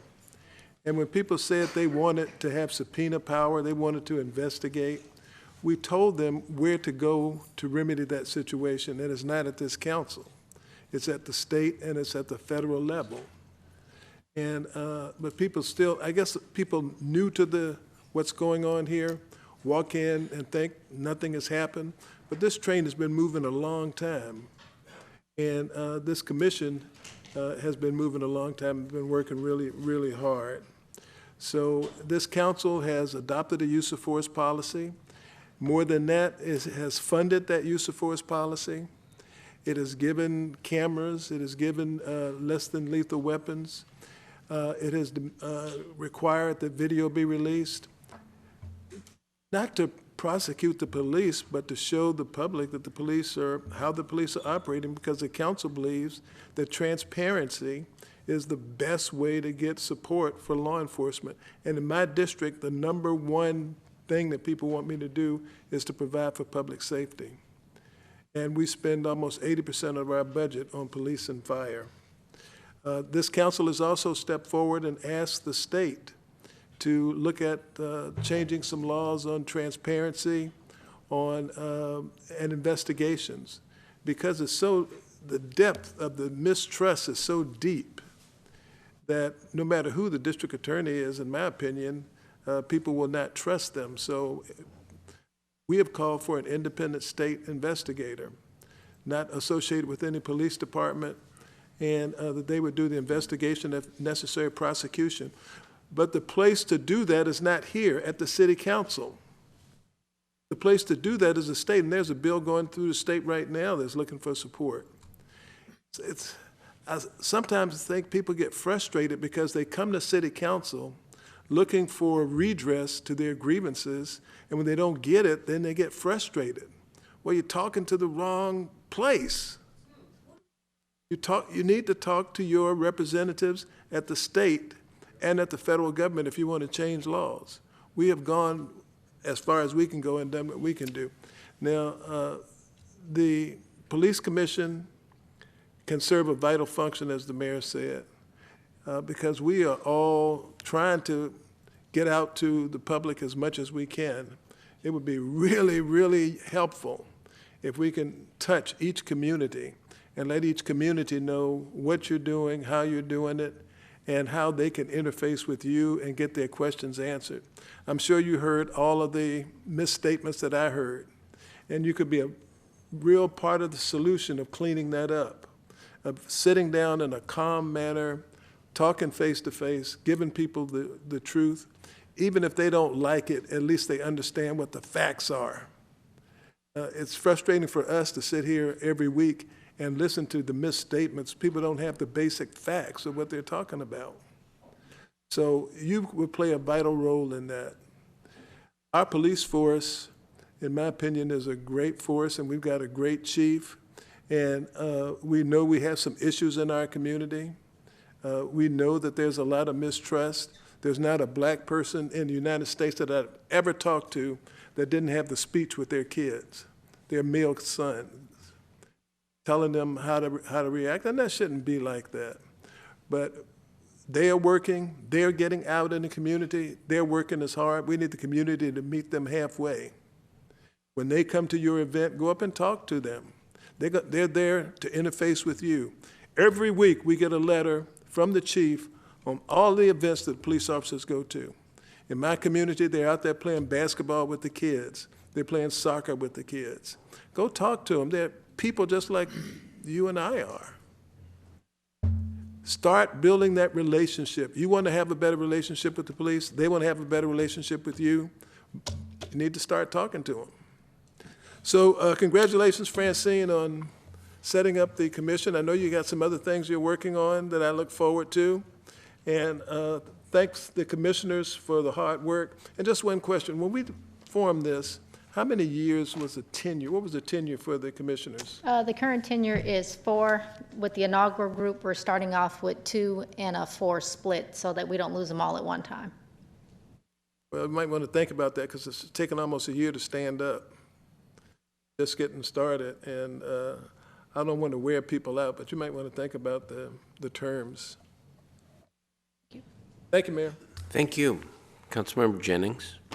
Thank you, Mayor. A couple questions. I just want to make sure that the public knows how they can have access to the commission. So 11 meetings a date, from what I understand. Yes. And those meetings are generally held where and how are they publicized? They're held here in council chambers. It's the second Monday of every month at 6 p.m. Second Monday of every month. And generally you have how many people in the audience who come to those meetings? Maybe 4. Okay. So that tells us that the public we need to do a better job of outreaching to the public. And those who are here tonight, now that they know when those meetings are, they can help us to get the word out so that people can come to those meetings and they can get involved in the process. Because it looks like, from what I'm reading in the report, there is an effort to outreach to the community with the 2 ad hoc committees that we've set up, one on diversity and one on accountability. Is that correct? Yes, and we did extensive outreach to different neighborhood groups regarding those meetings as well as the commission meetings. Those were the meetings in June that the outreach was done? Yes, the next meeting that we're having is going to be on Thursday at the Pinnell Center at 6 p.m. Okay, would you say that again for me? The Sam and Bonnie Pinnell Center, 6 p.m. this coming Thursday. Okay, and the entire public is invited to attend that meeting? Absolutely. And we can accommodate up to 300, 400, 500 people? Many as necessary. Okay. In that meeting, is that the one that's going to speak on diversity or speak on accountability? It's going to speak on both. We've agendized it as a special meeting so that we can cover both of the ad hocs at one time. Okay. I went to a workshop this weekend at the St. Paul Missionary Baptist Church, and it was a workshop that was on law enforcement community workshop. That has nothing to do with the commission, correct? No, it does not. Okay, so I'll leave that subject alone. But is there any effort outside of the meeting that's going to be held at the Sam and Bonnie Pinnell Center to have additional meetings that are more geographically located in different communities, so that if people can't get to the south side of town, they can come to a meeting on the north side? We did have one on North last week on Wednesday. We are more than welcome to go out to different groups. The commissioners can go to different neighborhood association groups and speak about commission duties within their respective district that they've been assigned from. So we're happy to engage the community in any way possible. And if the community came to the meetings, is there a role that they can actually have that can help the commission be as effective as it can be? I think that the most important role for the community is to show up. I think that the commissioners can come in and they can provide some input, but it's very necessary for them to hear the different perspectives of members of the community. I know that there's a push to have the commission have more authority, but what they currently have is vital. Even if you don't look at the policy and procedure recommendations, the commission is charged to deal with the police department and how they engage the community. And I think that you can have all the policy and procedures in the world. If the police department is engaging the community in a way that's oppressive, then it doesn't matter what the policies state. And I think that's where the commission can really get the input from the community to make a difference. Okay. Thanks very much. Yeah. So I think Councilmember Carr's comments were both, I know, probably disappointing to some, but I think spoke some real truth, and I think it needs to be repeated again. This is a proper forum for people to air their grievances. And I'm going to end my comments by speaking about where I think our responsibility lies. So let me reserve that. But Councilmember Carr is absolutely correct. I am publicly in support of independent review and the state legislation that is moving its way through the process, hopefully to achieve that. We don't have that power to do that ourselves without a significant change in the city charter, which is possible. But the standard of review, the standard around the criminal, what constitutes a criminal act and what doesn't, that's all state law. As does the authority, if you will, of a district attorney versus an attorney general, for example, or an independent investigator to determine whether to charge police officers. That's not what the city does. So people are welcome here to air their grievance and to talk about any of it. That's fine, but you know, if I have a frustration here with some activism, and there's some folks in the audience right now who I think are activists who I respect because, number one, they speak they speak with some degree of respect here and civility, hard in your opinion, firm in your opinion, but real. That's different from some of the stuff we hear in here every Tuesday night, because it's not intended to convince us or to change our hearts. It's just intended to just berate and to make a point. Well, that's what it is. And you know what? And pain is not an excuse for not being effective. And that's part of what goes on, and that's part of what goes on in here. And I think Councilmember Carr, I think, helps us sort of think. But I want to tell you where I think we must do better as a city, and where the police commission becomes most relevant. And that is, we need a public process for teeing up policy change around police protocol and procedures that address the circumstances of the Stephon Clark shooting. Let's be honest about it, without judging it, because that isn't our role under the city charter. And you know what's happened since the Clark shooting and the 5 or 6 weeks of fear and uproar? It's sort of okay, sort of gone back. You guys are sort of right there. Some of you are right. And so what the police commission needs and what the city council needs, and I know the police chief is working on this, but it needs to be articulated and it needs to be brought forward in the right public venue, is the chief's recommendations and then the public input and our input around real changes to police protocol and procedures. And let me give you the number one example. It's this issue of the foot pursuit policy. That and bias and implied bias are the two sort of seminal issues about what leads to the kind of confrontation that resulted in Stephon Clark's death. So we expect as policymakers who listen to you every week, and not just the folks who remain here who are respectful and engaged in hard but real discussions with them, but some of the other stuff we deal with and listen to throughout the meeting. We'll never convince a lot of those folks. But we have a responsibility to the broader community to have a discussion that is organized, that is real, and that is detailed about those two issues to begin with. Foot pursuit policy and whether or not it should be changed to minimize the kind of confrontation that led to Stephon Clark's death, and the issue of bias and implied bias. So let's figure out, and the city manager and I have good discussions, as I have with the police chief, but I want those issues under the chief's leadership to be calendared, discussed in workshop form before both the police commission and this city council. Because only then will and the changes that are necessary, the changes that get made as a result of the discussion. Because we won't control what Anne Marie Schubert does. The city council under the charter does not determine the discipline or lack thereof for any officers charged. But we can have an impact on the underlying policies to try to prevent this from happening again.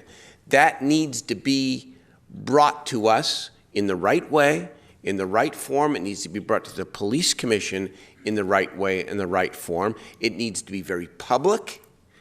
And we need to own whatever changes the chief chooses or does not choose to recommend to his police department and to our city.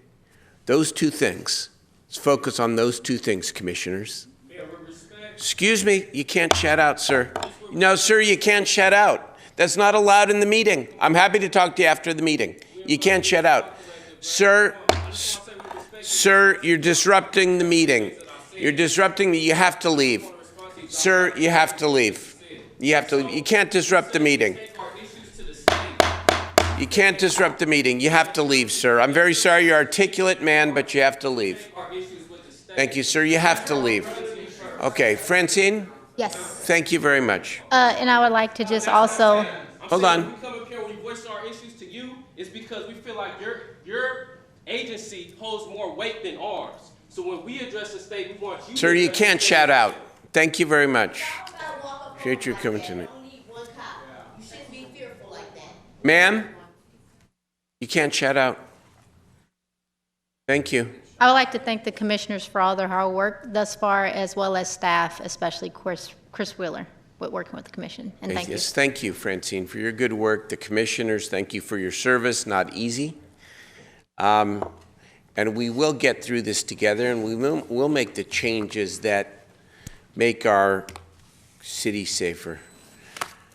That's our agenda for this evening. Are there council ideas and questions? Okay. If not, There is. Councilman Guerra. Thank you, Mr. Mayor. Few events coming up. This Friday night, the College Glen Neighborhood Association is having their early national night out at 7:30 to 10 p.m. at Thomas Jefferson Schoolyard. On Saturday morning, you can join us for the 4th of July neighborhood parade over at the Sierra Oaks neighborhood. And then right after that, the Golden Palms Mobile Home Park is also going to have their own parade at the Mobile Home Park over at 81-8 Folsom Boulevard. For those out there who want to join us, hope they'll join us. And again, to my council member and colleagues here, I want to thank you for your support, and Councilmember Chenier for that resolution today and taking that national stance. And that group effort, yes, yeah. Rick, Councilman Jennings. Thank you very much, Mayor. Did you want to finish?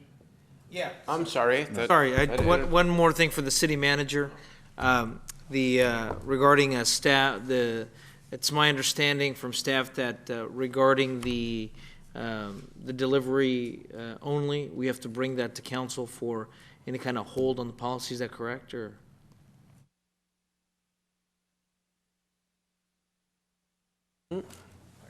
I'm sorry. Yes, you can make the request of us, and it would go to Law and Ledge to be heard, and then coming back to the council. Yeah, let's put the delivery only on the on Law and Ledge. The law for Law and Ledge. Got it. Okay.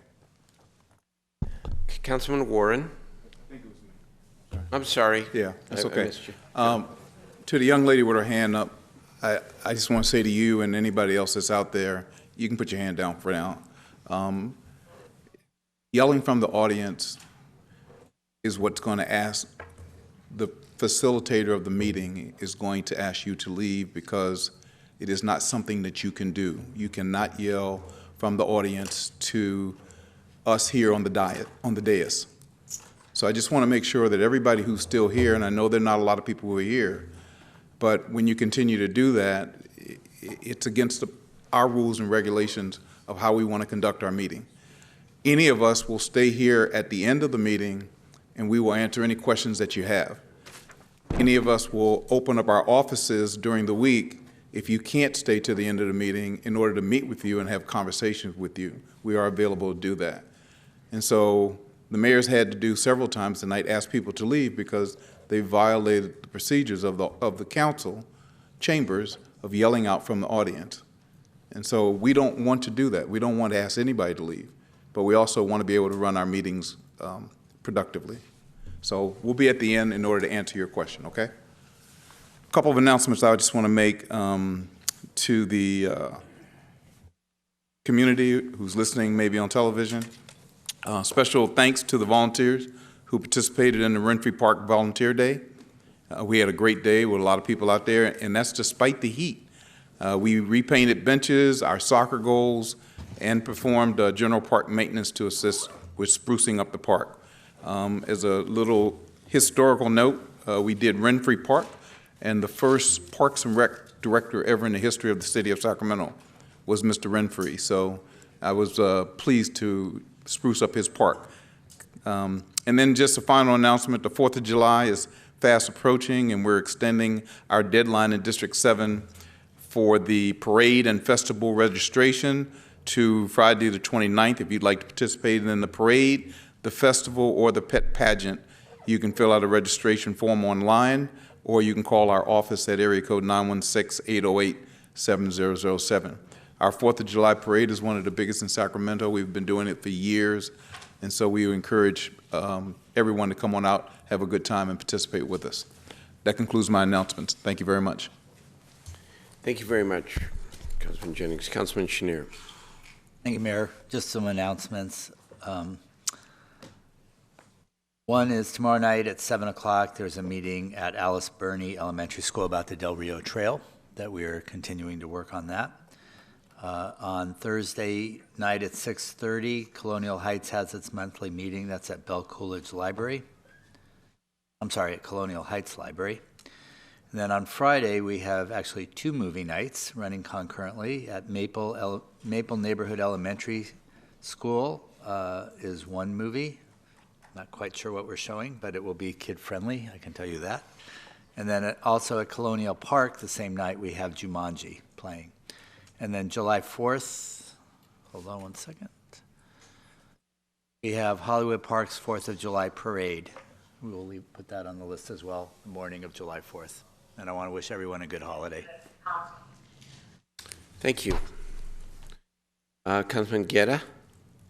Oh, no, I already. Oh, you did? Yeah, Okay. Councilmember Warren.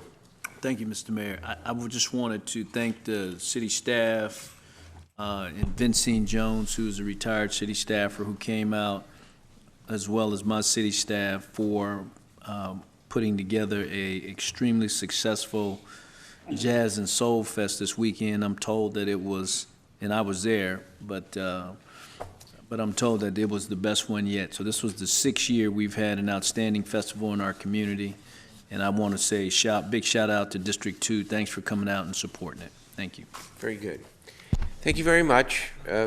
Nothing else to come before the City Council. We are adjourned.